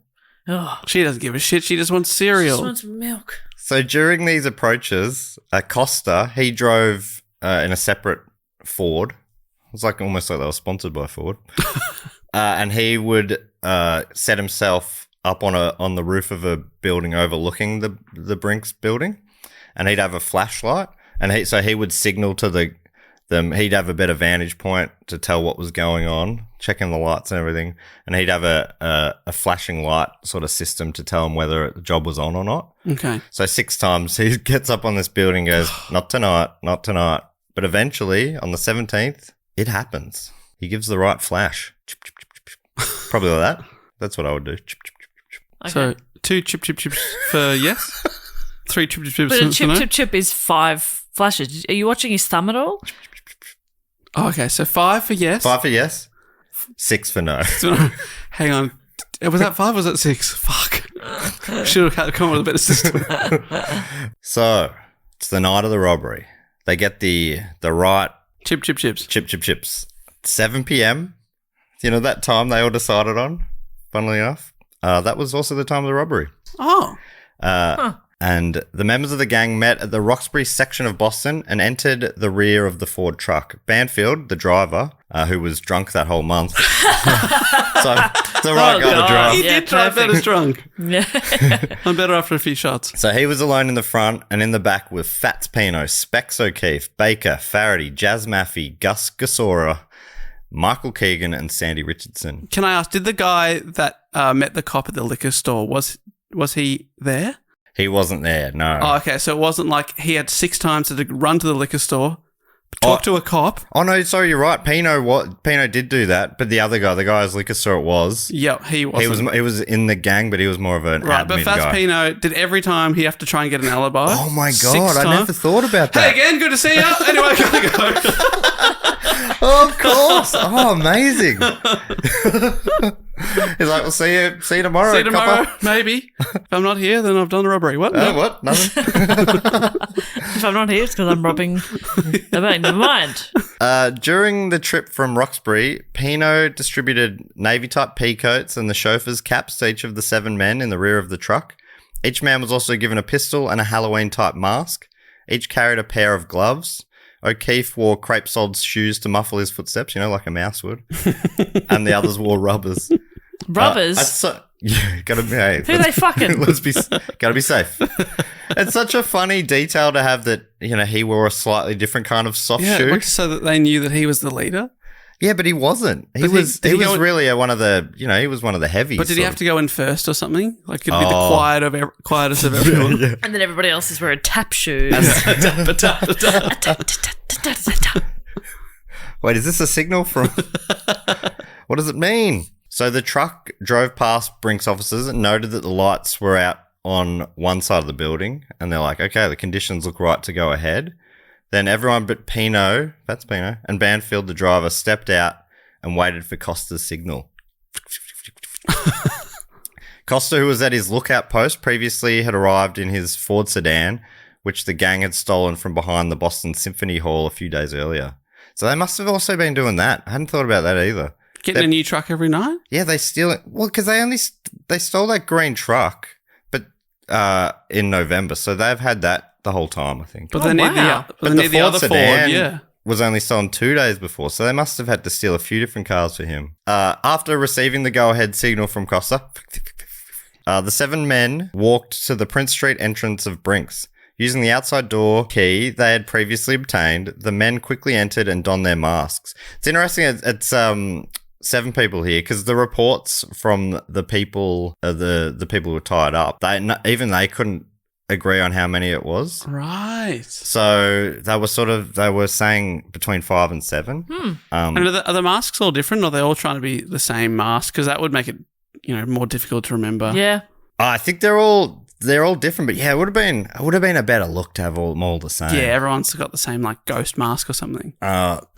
These masks, mask technology wasn't what it is. So because they were sort of weird, they're kind of pretty freaky looking. I'll show you one of them. Oh, wow. I hate That that. Yeah. is terrifying. I hate that. It looks like a mannequin, doesn't it? Yeah. Oh, Like a why does it look cri- like Michael Jackson? It does look a bit like Michael Jackson. I hate that. It's a bit creepy. Apparently, it's a Captain Marvel mask. Okay. So I don't think it's meant to look freaky. I hated that. That made me very uncomfortable. Yeah, Yeah. If I heard someone muffling at me like, "Yeah, on the ground. Get on the ground." I'd be like, "Oh my God, I'll do whatever this Captain Marvel wants." So they've donned their masks. Then the other keys in their possession enabled them to proceed to the second floor where they took the 5 Brinks employees by surprise. When the employees were securely bound and gagged, the robbers began looting the premises. They took everything they could. They did find one lockbox which had like the payroll for GM or some huge company, but they didn't have the tools to open it, so they had to leave it behind. And that was reported on a bit in the thing. It was always a bit sassy. There were reports of like, robbers take $2.7 million worth of things, leave $1 million or so behind. The robbers' carefully planned route inside Brinks was interrupted only when the attendant in the adjoining Brinks garage sounded the buzzer. They're like, oh shit. Before the robbers could take him prisoners, they're like, oh, no, there's another guy we're going to have to take. He just walked away, apparently just oblivious to what was going on. He didn't know what was happening. He didn't know what was going on. He just walked away and they're like, oh, close call. Great. They picked up the pace a bit, but like that guy had no idea until later what was going on. Immediately upon leaving, the gang loaded the loot into the truck that was parked on Prince Street near the door. As they made their getaway, the Brinks employees worked themselves free and reported the crime. Banfield drove the truck to the house of Jazz Maffey's parents in Roxbury. The loot was quickly unloaded and Banfield sped away to hide the truck. Geoghegan, who was on parole at the time, left the truck before it arrived at the home in Roxbury where the loot was unloaded. He correctly assumed he would be considered a strong suspect and wanted to begin establishing an alibi immediately. While the others stayed at the house to make a quick count of the loot, Pino and Faraday departed. Approximately 1.5 hours later, Banfield returned with McGuinness, the liquor store guy. And prior to this time, McGuinness had, been at work. He had a pretty good alibi. Yeah. He was more of an admin guy, I suppose. And he was also, I think he was the one that cut down the truck. He did a lot of work afterwards as well. The gang members who remained at the house soon dispersed to establish alibis for themselves. Going to bars and stuff. Yeah. They're going to bars. Before they left, however, approximately $380,000 was placed in a coal hamper and removed by Baker for security reasons. Pino, Richardson, and Costa each took $20,000, and all of this was noted on a score sheet. Maybe like a Yahtzee sheet or something like that. Yeah, that's good. Got to keep track. Yeah, I love it. And also leave a bit of evidence. Bit of evidence. Who's got what? Write down their full names and addresses. Copy of their license. Before removing the remainder of the loot from the house on January the 18th, the gang members attempted to identify incriminating items. So they also thought any marks or anything, they'd get rid of notes that had anything that was clearly marked. Right, like my name in the corner. Yeah, so all your notes were in the bin. Ugh. They try to age the new money just to make it less obvious. I'll do that thing on the stove where you try and make it look old. Yeah. Put a bit of tea bags, burn the edges. Tea bag is a different thing, Dave, but, They tea bag the money. Yeah, there's nothing to age the money like a little bit of a dip and scrote. Weird phrase. Another cup of? Yes, please. Can I remember those ads? No. Tea. Oh, for tea. Maybe Lipton's? Maybe Twinings. Ads really work on you. Yeah, really they do. really work. So they were looking for any pencil markings, anything like that, and they got rid of them. On the night of January the 18th, Specs and Gus received $100,000 each from the loot. O'Keefe had no place to keep that much money though, and he told the interviewing agents that he trusted Jazz Maffey so implicitly that he gave the money to him for safekeeping, except for $5,000 which he took before giving the cash over to Maffey. Right, but so that's 3 of them got $100,000. They got it, yes. So they're keeping that on the score sheet, or are they ripping people off here? I think it's all on the score sheet. Yeah. Yeah. But by the time it goes to Maffey, he'd already tried to store it in a car and it was back and forth a few times. But anyway, he gave it to Maffey, trusted him implicitly. But as he told the FBI agents angrily, that was the last time he ever saw his share of the money. O'Keefe. So he really thought they'd ripped him off. Oh, wow. So he was feeling like he'd been screwed. And if he had, that's a real big blue on there. I imagine they regretted that. Yes. If they hadn't done that, I imagine they were like, come man, no, you're so paranoid. While Maffey claimed that part of the money had been stolen from its hiding place and the remainder had been spent in financing O'Keefe's legal defense in Pennsylvania, which is what he kept asking for, other gang members accused Maffey of blowing the money O'Keefe had entrusted to his care. So it's unclear what had happened there. Wow. But I mean, I think so. Part of it was stolen is not a great. I don't think most big time criminals accept those sort of. Yeah. Yeah. I trusted you to keep my money. Oh yeah, I did, but it's gone Oh missing. my gosh. Oh, no worries. You'll never Crook came believe. in. Yeah. Oh my God. What's my luck? Okay. Well, yeah. Why didn't you say so? Are you okay? Are you all right? That would be pretty traumatic. Are you insured? O'Keefe was bitter about a number of matters. First, there was the money. Then there was the fact that so much dead wood was included in his words. Dead wood, like McGuinness, Banfield, Costa, and Pino. None of them were in the building when the robbery took place, and they all got a cut, which seems pretty silly to me because he's talking about Banfield, the getaway driver. Yeah. Surely you need them. That's important. Costa, the lookout, who gave him the signal that it was okay to go ahead. Torchman is not getting any cred? Come on. McGuinness, who, did... And Pino as well. They weren't in there, but they seemed like they were the brains of the operation. It was Pino's idea. And doing a lot with the locks and stuff. Yeah, and, McGuinness got rid of the car and all those sort of things. He's really not valuing admin. No. Like, he doesn't understand that all that work needs to go into it. Many hands make light work. I was the only one who physically took the money. But he didn't realise that, it There's wouldn't so have got much in more there to it, without yeah. all the other stuff. Yeah. But it was interesting that he thought McGuinness didn't deserve the money when he'd cut down the car and all that sort of stuff. But he was also enraged that pieces of the car were dumped at a tip right near his home.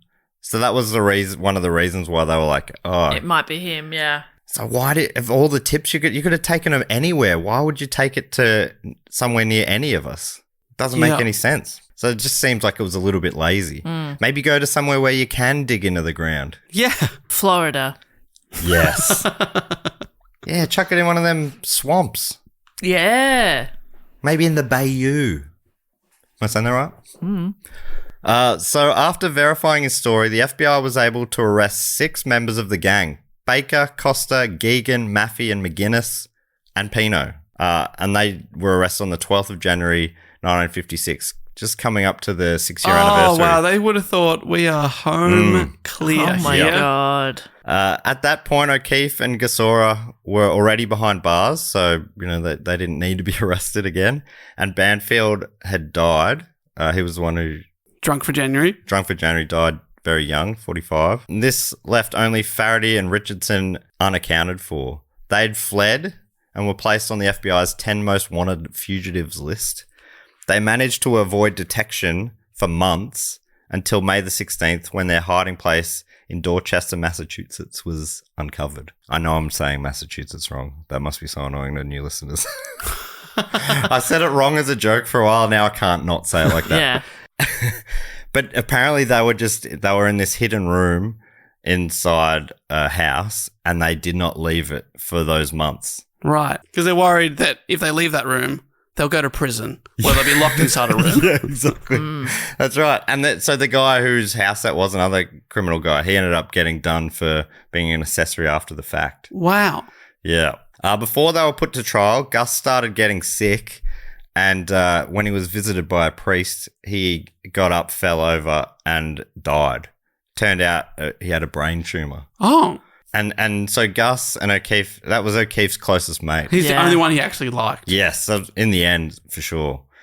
According to the FBI, they'd been close friends for many years, and when O'Keefe admitted his part in the robbery, he told of his high regard for Gasora. As a government witness, he reluctantly would have had to have testified against him, but Gasora had now passed beyond the reach of all human authority, and O'Keefe was all the more determined to see that justice would be done. Oh, right. So, I think it was like this weird blessing almost that, for him in a very selfish way. His friend died, so he didn't have to I don't have to feel bad screw about his friend over. Yeah. The FBI continues. With the death of Gasora, only 8 members of the Brinks gang remained to be tried. On January the 18th, O'Keefe had already pleaded guilty to his part in the crimes for a reduced sentence.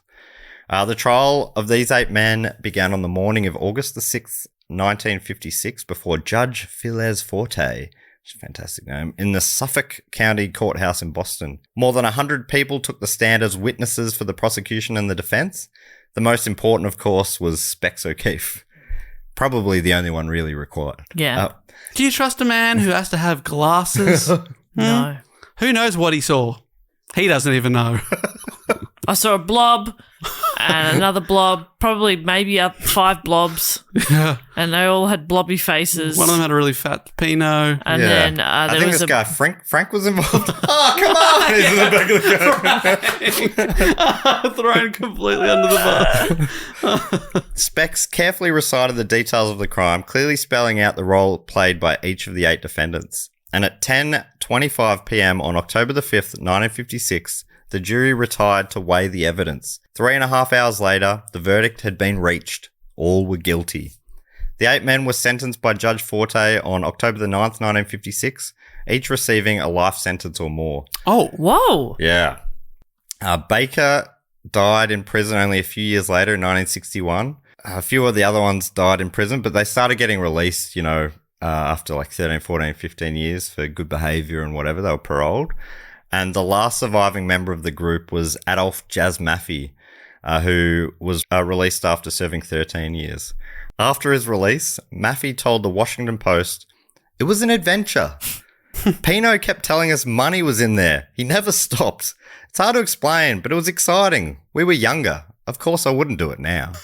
It's so funny to think, because you think of them as these... in my head, it's always like old, hardened criminals. Yeah. Yeah. And then you go, it's just these sort of young guys who were doing this wild thing. But basically, one of the other ones got out and went back to his just normal job for the rest of his life, maybe 20 years or something. And apparently he always said to his kid that he hardly ever mentioned it. But when he did, it was basically like, there was money there to be taken. Why not take it? That was his sort of logic. Say that to your kids.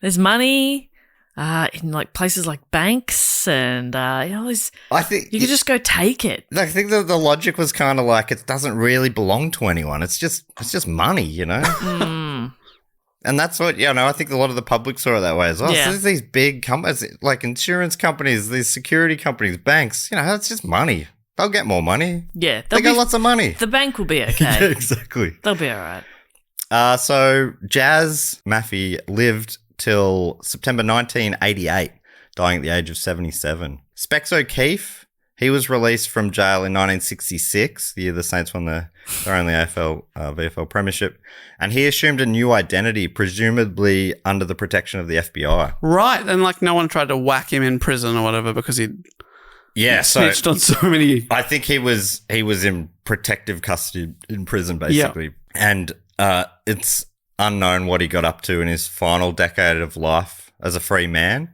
According to Thomason, he died in a West Coast hospital under a false name in March of 1976 at the age of 67. When Thomason, the journalist, tried to talk to the FBI agent about what he'd been up to, he wouldn't answer any questions. Oh. Even after he died, it's like, So, yeah. Even after he died, he stopped talking. Unbelievable. Wow, rude. Come on, mate. Got nothing left to lose. Yeah, he was the loosest lipped of them all. Yeah. Spill the goss. Reports vary on how much of the loot ended up being recovered by authorities, but it seems like the vast majority never was. Still to this day, according to the Daily Beast, only 60 grand of the money has been recovered. Wow, that's a drop in the ocean. Yeah.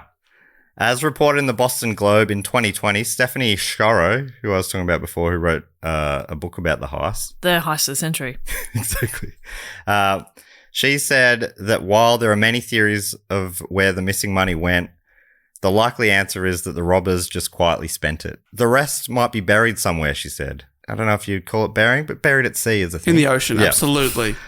But all indications are that the robbers spent the money little by little, often in investments that went bust or on gambling and boozing. Oh, man, you got to invest in stuff that won't go bust. Yeah. That's the trick. How do people not know that? One of them bought a house straight after for like $1,000 or something. So you think about the money and they're just getting like, conservatively, they're getting 100 grand cuts. But they should be getting more if they were able to break it all down. But 100 grand and one of those grand buys a house? It's probably 100 houses. What a fortune that is. So when I said before that it's 30 million in today's money, that 30 million gets you a different thing now than it would have then as well. in terms of houses and stuff. Sorry to get all economic. I did a unit of economics in year 11. I saw We someone can break tell. it down recently. It was on TikTok and it was also English, but I think it was still, relevant. But back in the day, even our parents' generation would buy a house for the equivalent of a year's salary for them. And now it's like 6, 7, 8 years salary for a bit of a shithole, to be honest. Yeah. So that's just a wild kind of made me scream a little bit. Yeah, houses went from a place to live to a place to invest in. Yeah. Somewhere along the line, and I think it's for the best. That's why I have multiples.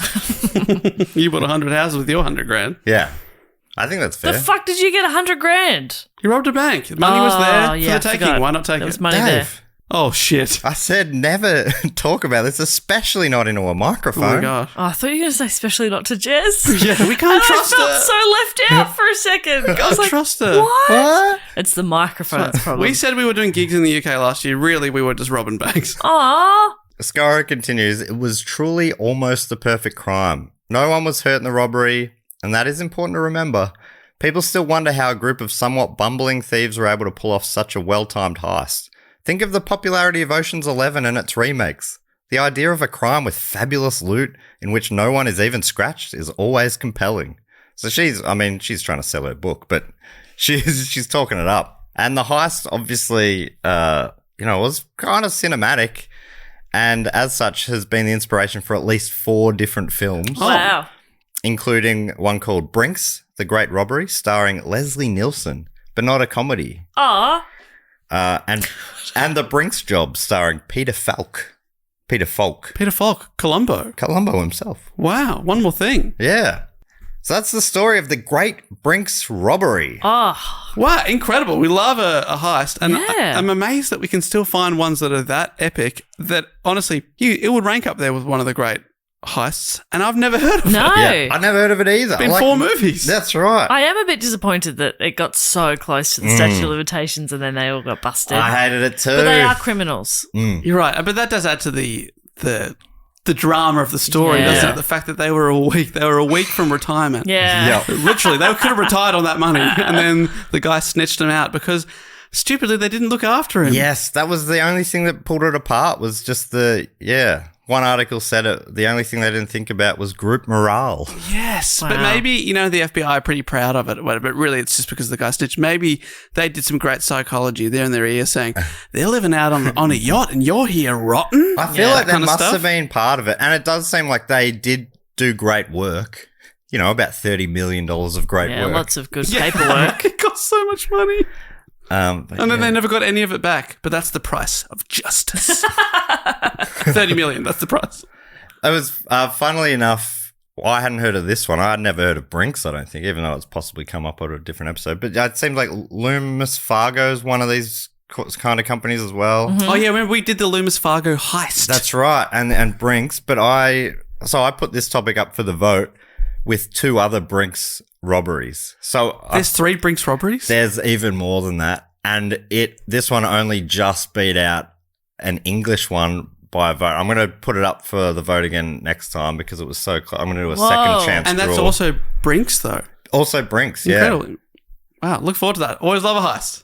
Yeah, but talk about ones you don't know of. I saw one page of just all Brinks heists. I think there was like 8 different ones. Whoa.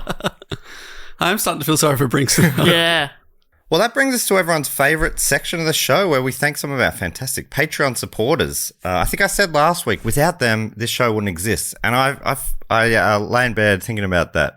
It's unfair to not also say thanks so much. Everyone, just for listening, keeps the show going. Yes, without listeners, why would we be doing this? So anyone who listens, anyone who's... thank us. I think I could still make the show without you two, but not without the listeners. Just be a man yelling in a room without Jess is not even smiling for the listeners at home. She's looking Imagine. fuming. I am so confident that if you tried to do this without us, It would be big. it would flop. It'll be big, baby. Oh my God. It would flop around the world. You'd feel like such a fucking idiot. I'd record all the parts. Would you? It would take me 3 times as long, but it would be 3 times as good. I don't think it would. I think it would be absolute trash. And people would turn on you real quick. I mean, if they're turning on me, that means they've tuned in. So I'll take it. But anyway, yeah, thanks everyone for listening. But We love you. This section is where we thank some of our fantastic Patreon supporters. If you want to get involved, go to patreon.com/dogoonpod. We know that not everyone can support, so there's zero pressure. But if you can, it's, what a bonus. And we think it's worth it. We give you bonus episodes. You get to be part of the Facebook group. You vote on topics. You decide what we talk about. You hear about shows and get discounts on tickets before anyone else. So, yeah. And the first thing we do is thank a few people via the fact quote or questions section, which if you want to get involved in, you go to patreon.com/dogoonpod and sign up on the Sydney Scheinberg level. And I think this section actually has a little jingle. Goes like this. Something like this. You can do it. Oh, she's trying to prove a point here. Fact quote or question. Ding. I always remember the ding. It is just a man yelling in a room. If it's just you sound like you've lost your mind. Fact. I think it has a little jingle that goes something like this, and then you sing to yourself. I always remember the jingle and the single. And that was the ding. I'd say I've mucked it up. Damn it. All right. Jess, you are Jess important. was right in the end. You're important. So what this section involves is one of our great supporters. They give us a fact, a quote, or a question, or a brag, or a suggestion, or a joke, or a recipe, or really anything at all. Anything. And they also get to give themselves a title. The first one up this week is Logan Husky, one of my favorite names of all time. And Logan has got the title of plagiarist of good jokes off QI and passing them off as his own. Love that. Good Well, I stuff. think he really failed at the first hurdle then of passing it off as his own. Yeah. And Logan's offering a quote writing. The problem with quotes from the internet is that you can never be absolutely sure who said them. And that was Abraham Lincoln. That's good stuff. Thank you, Logan. The next one comes from Michael Derizzi, aka Go Chiefs. Chiefs won the Super Bowl not too long ago. And Michael is offering a fact, writing, in honor of my favorite team, the Kansas City Chiefs, making it and hopefully winning the Super Bowl. I got good news for you, Michael. He's been waiting for this to find out. I have an interesting fact about them. Please declare it fun, Bob. Well, we'll see. Arrowhead Stadium, where the Chiefs play, hold the Guinness World Record for the loudest stadium crowd roar at 142.2 decibels. This happened when they played the New England Patriots in September 2014 and the defense sacked quarterback Tom Brady. For context, a jet engine is 140 decibels and noises of 120 decibels can cause immediate hearing loss. Wow. So all those people got hearing damage from the people around them. Wow. Whoa. A bonus, hopefully fun fact is the next day, the Major League Baseball team, Kansas City Royals, beat the Oakland A's in a thrilling come-from-behind 12-inning wild card playoff win. An incredible 2 days for KC sports fans. Okay, the first bit was fun. First, I can declare the second one dull for sure. See, that's a rare double. Yeah. Fun then dull. Derizzi, I love it. That's so good. If you could include a grim fact for me next time, please. Yeah. The next one comes from Angelo Del Giudice. And I apologize for forever calling you Angelo Del Gaducci, which is so far off. Wow. Oh, incredible. Finally, Angelo must have cracked and he sent through a phonetic spelling. Look forward to me saying it wrong again next time. But, you know, if you want to keep the phonetic spelling in brackets next to your name until it gets into my thick head, that'd be welcome. Anyway, Angelo wrote, I was about to try and say it again, but I don't have it in front of me. So this is what I'm talking about. I need to be reading the phonetic spelling just to get it right. So Angelo's title is, So I Tied an Onion to My Belt, which was the style at the time. Give me 4 Bs, you'd say. And Angelo's asking a question, writing, I do believe this is a quote and a question. Oh. How good is it to be alive? And that's a quote by, as he writes, Matty Stew. Oh, Matty Shoe. And answer the question? Very good. Very good, yeah. It's very good. Very good. Again, indifferent. Oh, okay. We'll win it back. Angelo says, cheers. Looking forward to your 2023 North American tour. Hey, Angelo, me too. And Stephen Edmonds, aka someone beginning to wonder how long I can continue this joke, has a question. And the question is, what is a nice biscuit? Answer, a thin rectangular plain biscuit with nice printed on top. A few claim to have invented it, including Arnott's, which brings us to another Arnott's product, the Mari biscuit, which I've only ever known as an ingredient for chocolate hedgehog slice. Agreed. Our mum used to love crushing up some Mari biscuits for a few different recipes. Yeah, cheesecake base. Cheesecake base. I think maybe it was in her lemon slice. Yes. Yeah, yep. But Stephen goes on, don't worry, Dave. This is a no-bake recipe, though it does involve a microwave and a refrigerator. Oh, I don't have a microwave. Sorry. Just leave it out in the sun. Yeah. I have used a few different recipes over the years, but this one comes from our old friend Cookery the Australian Way with some alterations. All right. Pens at the ready. Here we go. This is what you're going to need. Yep. 125 grams butter. Yep. 160 grams caster sugar. Got it. 2 tablespoons cocoa. 2 tablespoons coconut. Yep. 1 large egg, beaten, still wet. Okay. Half a teaspoon vanilla. Yep. 250 gram packet of Mari biscuits. Yes. How do you want them? Crushed. Fantastic. Melt butter and sugar in a microwave in short bursts, stirring in between, or out in the sun, Dave, Yep. It's going to take a while. on the bonnet of your car. Add cocoa and mix well. Then, quickly, because it will be hot, stir in egg, coconut, and vanilla. Mix in crushed biscuits. Press into shallow baking tray and chill. Top with a simple chocolate butter icing. Cut up into fingers. Some people will have included walnuts or glaced cherries, but I'm not a fan, so I'll leave those out. Appreciate that. Fair enough. P.S. I don't know if it would have been brought up, but I have a vague memory of a TV ad where the punchline was that the husband had returned from shopping with the wrong thing, where nice biscuits is what was written on the shopping list. Oh, yeah. I tried to find the ad, but I didn't. That's fun. Yeah, go get some nice biscuits. I'm going to come home with like a Monte Carlo or something. Yeah. Yeah, it's like one time I was asked to get staples from the shop. It's one of my favourite stories about you. Okay, you went to the shops to get staples. Fantastic. We all know what that means. Yeah. Great. Yeah. And what staples did you bring home? So what was meant was milk, Milk, bread. Bread. eggs. Yeah. Basics. I brought home A packet of staples. packet of staples. I think, you know what? I think people just need to be clearer if they're It's sending true. me on an errand. It's so fun. It's one of my favourite stories I of love you. it. Yeah. But I get it because I don't use the word staples for that kind of stuff. So I get it, but it's still very funny. Like, Yeah. just get milk and bread and you're like, well, I got a packet of staples. That should sustain us for the weekend. Yeah, I guess I'm a literal person. And I guess I didn't have to do the house shopping for a while. Didn't have to. You lost that privilege. I mean, I think people just started being a bit more specific when they wanted Yeah, things. yeah. With phonetic spellings. Milk. Just in Bread. brackets, milk again. Bread. I guess bread. Maybe without the A? Yeah. Breed. Briad. Briad. Anyway, thank you very much for those facts, quotes, and questions. Always love getting a Stephen Edmonds recipe. Have you tried any of them yet? Dave, I'd love you to try that recipe there. Okay, we'll have to buy the microwave. You can borrow mine. Thank you. Microwaves are pretty cheap, dude. Just go get a microwave. This doesn't really fit in my cupboard. In my, we had one, moved to a new place, didn't fit in the new cupboard. Just haven't got a new microwave. You know, we went, we don't need it anymore.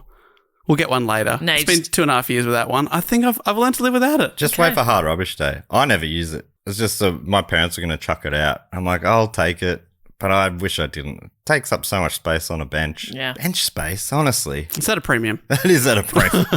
I have not used it once. I don't think. Maybe I've used Really? it once. I like the stovetop. Yeah, I'm a stove guy now. Porridge on the stovetop. Pasta on the stovetop. My 2 meals.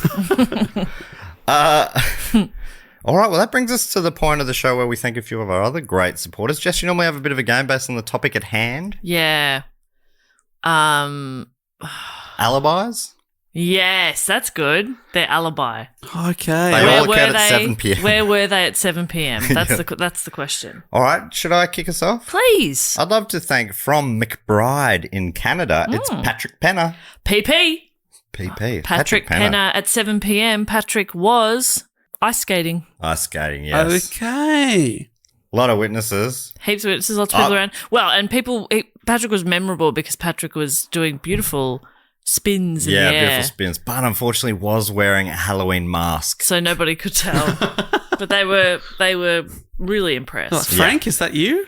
Oh, great work, Patrick. Frank Penner. I'd also love to thank, address unknown. Can only assume from deep within the fortress of the moles. I'd love to thank Jason John Armitage. Oh no, 3 names. Jason John Armitage. We know, based on, I love Dougal One quotes on Twitter. Saw one a little while ago. It was one of yours, Dave. It said, people with 3 names, we know they're either a serial killer or John Cougar Mellencamp. I remember saying that. I couldn't sleep recently and was reading Dugo on Wisdom, and I don't care that it's quoting us because I don't remember any of it. No. And it's all out of context. It's very funny. That is funny. John Cougar Mellencamp. Where does he come up with these ideas? This guy. We don't know who runs it, but their pin tweet is very helpful to me because it has like a phonetic spelling of Akron, Ohio. That's right. Oh, man. My favorite Twitter account. Very self-indulgent. But Jason John Armitage. JJ. The alibi is I was trying to perfect a backflip on the trampoline in the backyard. Any witnesses? No, but when the police come round, he says, watch, I'll show you. And he does a backflip perfectly. And they go, well, I guess he had to practice that sometime. Yeah. Could have been in the previous 30 years of his life. Yeah, or it could have been just that one night. Specifically between 7 and 9 p.m. Okay. Well, can't get him on that. Great work, JJ. I'd also love to thank, finally from Burpin Gary. Oh my God. Incredible. I've never heard of that. No, really. What are you doing? I'm Burpin Gary. Burpin Gary is... Baby Gary. Baby. He's got gas.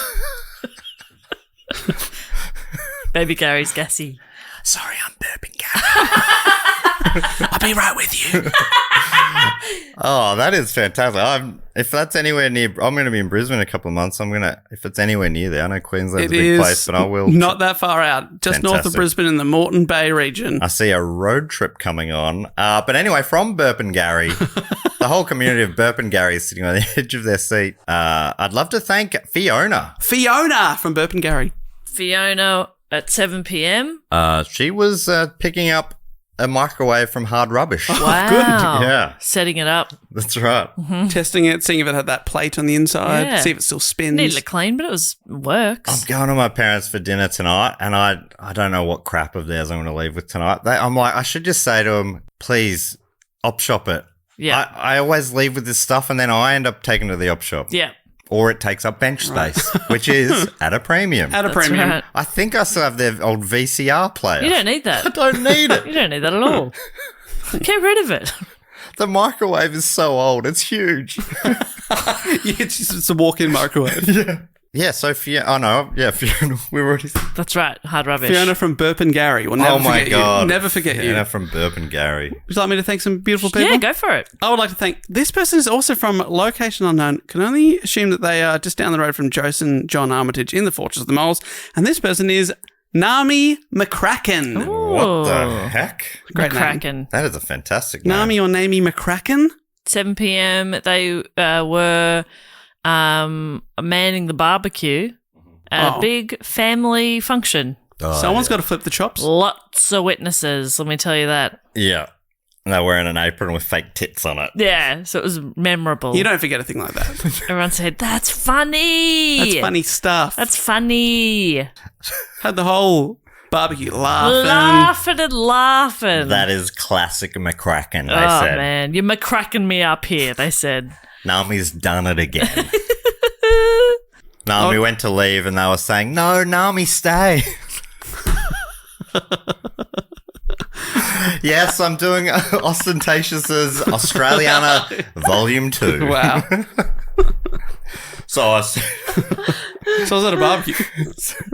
Just thank some more people, Dave. I would like to thank now from Dundee in Scotland, Robbie Proctor. Robbie Proctor. Dundee, home of the Stewart's Dundee Decanter Scotch. Fantastic, absolutely beautiful drop. But and at 7 p.m, Robbie was out on a boat yes, trying to find Loch Ness.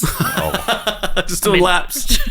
Trying to find that monster. He's out there somewhere. Nessie. I think it's what a wild way to try and find it, because if you find Nessie in a boat, you're probably not going to live to tell the tale. It's all over for you. Yeah. I don't know if Nessie's, angry or whatever, Vindictive. but at the very least, we create Protective. some big waves. Yeah. Probably protective, very secretive. Very secretive. Yeah. Probably at least be awkward, probably say something like, sorry, I'm just out for dinner with my family. Yeah. Yeah. I'm not Do you doing mind? photos at Not the doing moment. photos. Sorry. Quick selfie, Nessie? Thanks for Sorry. understanding. Sorry, Yeah. but yeah, I'm sure you understand. Thank you. I would also like to thank from Rochester in Minnesota. Rochester. It's Alexander Rochester. Buckholtz. That's right. Okay. That was Rochester. on the book sheet about Jane Eyre. Rochester. Fun. From Rochester. Rochester. Alexander Buckholtz, who at 7 p.m. was trying on a series of novelty hats. Oh, what did they end up going for? Cowboy hat. Good choice. But it's a light up cowboy hat. Yeah. I Oh, was going to say, not a lot of novelty there. No, you push a button and it's like a full show That on sounds Alexander's head. fucking sick. So the Love that. cops saw the hat and went, checks out, no worries, we'll As you were. keep moving. May I thank some people as well? The hat also had one of those LED screens, and it displayed the date and time on it. Which is very handy. Can't be faked. It cannot be faked. I would love to thank from Brunswick, Victoria. Oh my god, that's where we are right now. Crazy. Uh-oh. Francis Batchelor. Oh, great name. Francis Batchelor. Very Frankie good. B. Frankie Batch. Frankie the Batch. Charmed, I'm sure. What was Francis Batchelor doing at 7 p.m. though? Going for a 3-hour walk. Oh, wow, that's a long walk. That's a big walk.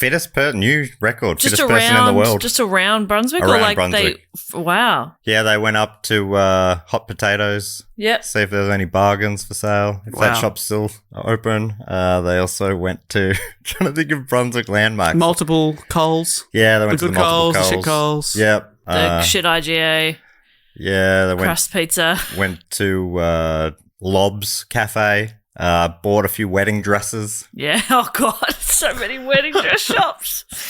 Went to Alicia. So you really For, got a lot done, Francis. Yeah. Got Very a Turkish impressive. bread. Tried on a couple of pairs of de jour jeans. Yeah, had them tailored. Got to go pick them up next week. Got that pink slip. Fantastic. Great work. Thank you, Francis. I would also like to thank from Paddington in Queensland. I didn't know there was a Paddington in Queensland. Maria Wolford. Maria Wolford. What Maria was up to, and this was really good, she was catching a foul ball at Fenway Park. Whoa! Wow. Yeah. There's That's obviously going to pretty be some cool. footage of that. Yeah. Well, unfortunately not. Oh, no. The FBI went through the footage and, yeah, for some reason it didn't happen, but Maria swears it did. Wow. She has a ball. You know, Oh, if you yeah. want any more proof, then Well, more speak evidence. to her lawyer. Yeah. God. He's got it. These FBI, they ask a lot, don't they? Yeah. She's got a ball. She's got a ball. We get it. Okay. Where else could she have got that from? Yeah. Come on. Idiots. I mean, yeah, she flew over to Boston Yeah. and back on the night. Easy. She just got a return flight on the night. It's not that hard.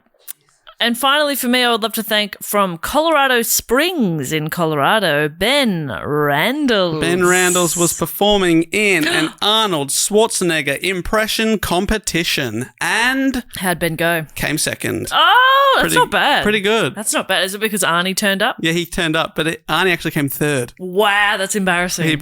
He was better at being Arnie than Arnie is. Wow. But then another guy was better at being Arnie than Ben is. So Arnie felt really embarrassed. That's And he said, I'll be back next year. There's a how he Damien said it. Cowell song called Barry Gibb came second in a Barry Gibb lookalike competition. that's very good. Well, that brings us to the Triptych Club.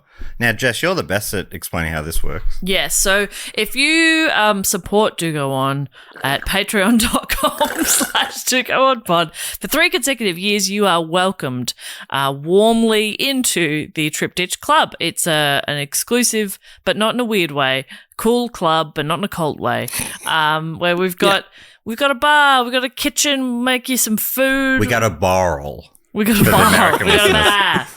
And everything you could possibly desire. Dave usually books a band. I'm behind the bar with snacks and stuff. Dave, have you booked a band? You're this never week? going to believe it. What? Boston's own, the mighty, mighty Boss Tones Oh. Whoa. are dropping by the barrel. Oh No my relation? god, No relation. That's amazing. that is huge. That's the impression that I get is one of this. Knock on Wood. Wait, that's the same song? Yeah, that's the same song. the same song, but The Rascal King. worth mentioning twice. That's another one of theirs, I think. Oh, that's great. They only just recently broke up. Oh. But they're back together for one night only. We've got so many people to welcome into the club this week as well. So how it works is Matt's going to raise up the velvet rope, read out your name. Everybody's going to be cheering. Dave's going to hype you up. I'm going to hype Dave up. It's going to be wild. It's going to be a big party tonight. This is going to be big. Yeah. So excited to be welcoming We're going to be these people drunk in. for a month. Yes. So let me kick it off. Here we go. You ready, Dave? Here we go. This list is so long, I'm going to lose my mind. All right. From Altona Meadows here in Victoria, it's Daniel Armand. Something about nuts. Come on, here we go. The night, The first one. Here we go. the night has become nutty. It's Daniel Armand. From Wellington in Somerset in Great Britain, it's Aaron Filler. This night is all Aaron, no filler. From Hearst in Texas in the United States, it's Tim Liggett. This person's not from the worst. They're from Hearst. It's Tim Liggett. The next person's from, address unknown, assumed from deep within the Fortress of the Knolls, it's Tim Knott. I actually really dislike this person. Not. That's my Tim uncle. Knott. That's my uncle. Oh, there you go. Uncle Tim. The joke there is that I do like this person. For people who don't know, Perkins is a stage name. Jess's real surname is not. Just That's not how families work, okay? Everyone has the same name. From Brunswick East in Victoria, Australia, it's Michael Russell. Let me rustle up a Michael, and here he is. From Hayward in California, it's Chad. I love Chad.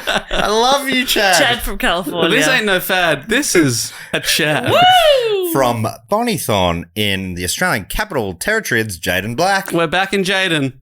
Black. From Heathfield in Essex in Great Britain, it's George. George. Runs with George. Forge on. for the great night. George on. Yeah, the party George is on. Woo. From Lemgo in Deutschland, it's Frederick Heinen. I'm gonna let you go Yes. in. Let him go in. Yeah, woo! Triptych Club. From Tomball in Texas in the United States, it's Alan Peach. This night is getting pretty Ellen Peachy. From Babinda in Queensland, Australia, it's Anne Penny. In for an Ann, in for a penny. From Melbourne, Australia, it's Shelby Seddon. This night ain't sedentary. It's Shelby Seddon. Hell yeah. From Tree. Auckland in New Zealand, it's Jenny Stringleman. Oh my God, every name is so good today. Stringle man. If I was a single man, I'd ask you to marry me. There it is. From Auckland. Sorry, that's weird. That's all I have. From Marry me. Mullingar in Ireland, it's Alan Coyle. Oh, I was prepared to shuffle off this mortal coil, and then I met Alan, and now I'm back in, baby. Yes. From Tulsa, Oklahoma, it's Jeanette A. Newton. Jeanette A. Newton's cradle. You're cradling this night. Newton's cradle, you know that thing that the balls go back and forth? Sure. From Dublin in Ireland, it's Robin Blakey. I ain't no fakey. I'm Robin with Robin Blakey. Blakey. And finally, from Panania in New South Wales, Australia, it's Beck Gardner. There's one person I dig. It's Beck Gardner. Fantastic. This was your best, I reckon. Yeah, I agree. Thank you so much to, and welcome in Beck, Robin, Jeanette, Alan, Jenny, Shelby, Anne, Alan, Frederick, George, Jaden, Chad, Michael, Tim, Aaron, and Daniel. Tim. Oh my God, I missed Cassie from Brunswick. Cassie. He's lost it now. Yeah, I'm out of the zone. Cassie. Cos sheep, also known as. No sheep. Oh, yeah, you ain't no sheep. You're Cassie. Yeah. And finally, from address unknown, assumingly from deep within the Fortress of the Moles, it's Jen Wilson. Jen Wilson, Wilson! 10. Wilson, you're 10 out of Jen. Thank you so much also to Jen and Cassie once again, and welcome into the club. Make yourselves at home. Now, that brings us to the end of the episode. People do want to get involved, go to patreon.com/dogoonpod. What else do we need to tell people, Jess? That they can go to our website, dogoonpod.com, find us at dogoonpod across all social media, and you can suggest a topic. There's a link in the show notes, and it's also on our website. There's also other podcasts in our network. Dave does a great show about classic novels called Book Cheat, where right. he reads the book so you don't have to. Stop reading. I've done it for you. And I do a show called Who Knew It with Matt Stewart, where I write a quiz. No, actually, the listeners basically do. So I don't have to. And it's just a bit of fun. Jess does a podcast called Simply the Jest. Check out all these as well if you're looking for another thing to look for. Now, Dave, boot this baby home. We'll be back next week with another episode. But until then, also thank you so much for listening and goodbye. Later. Bye.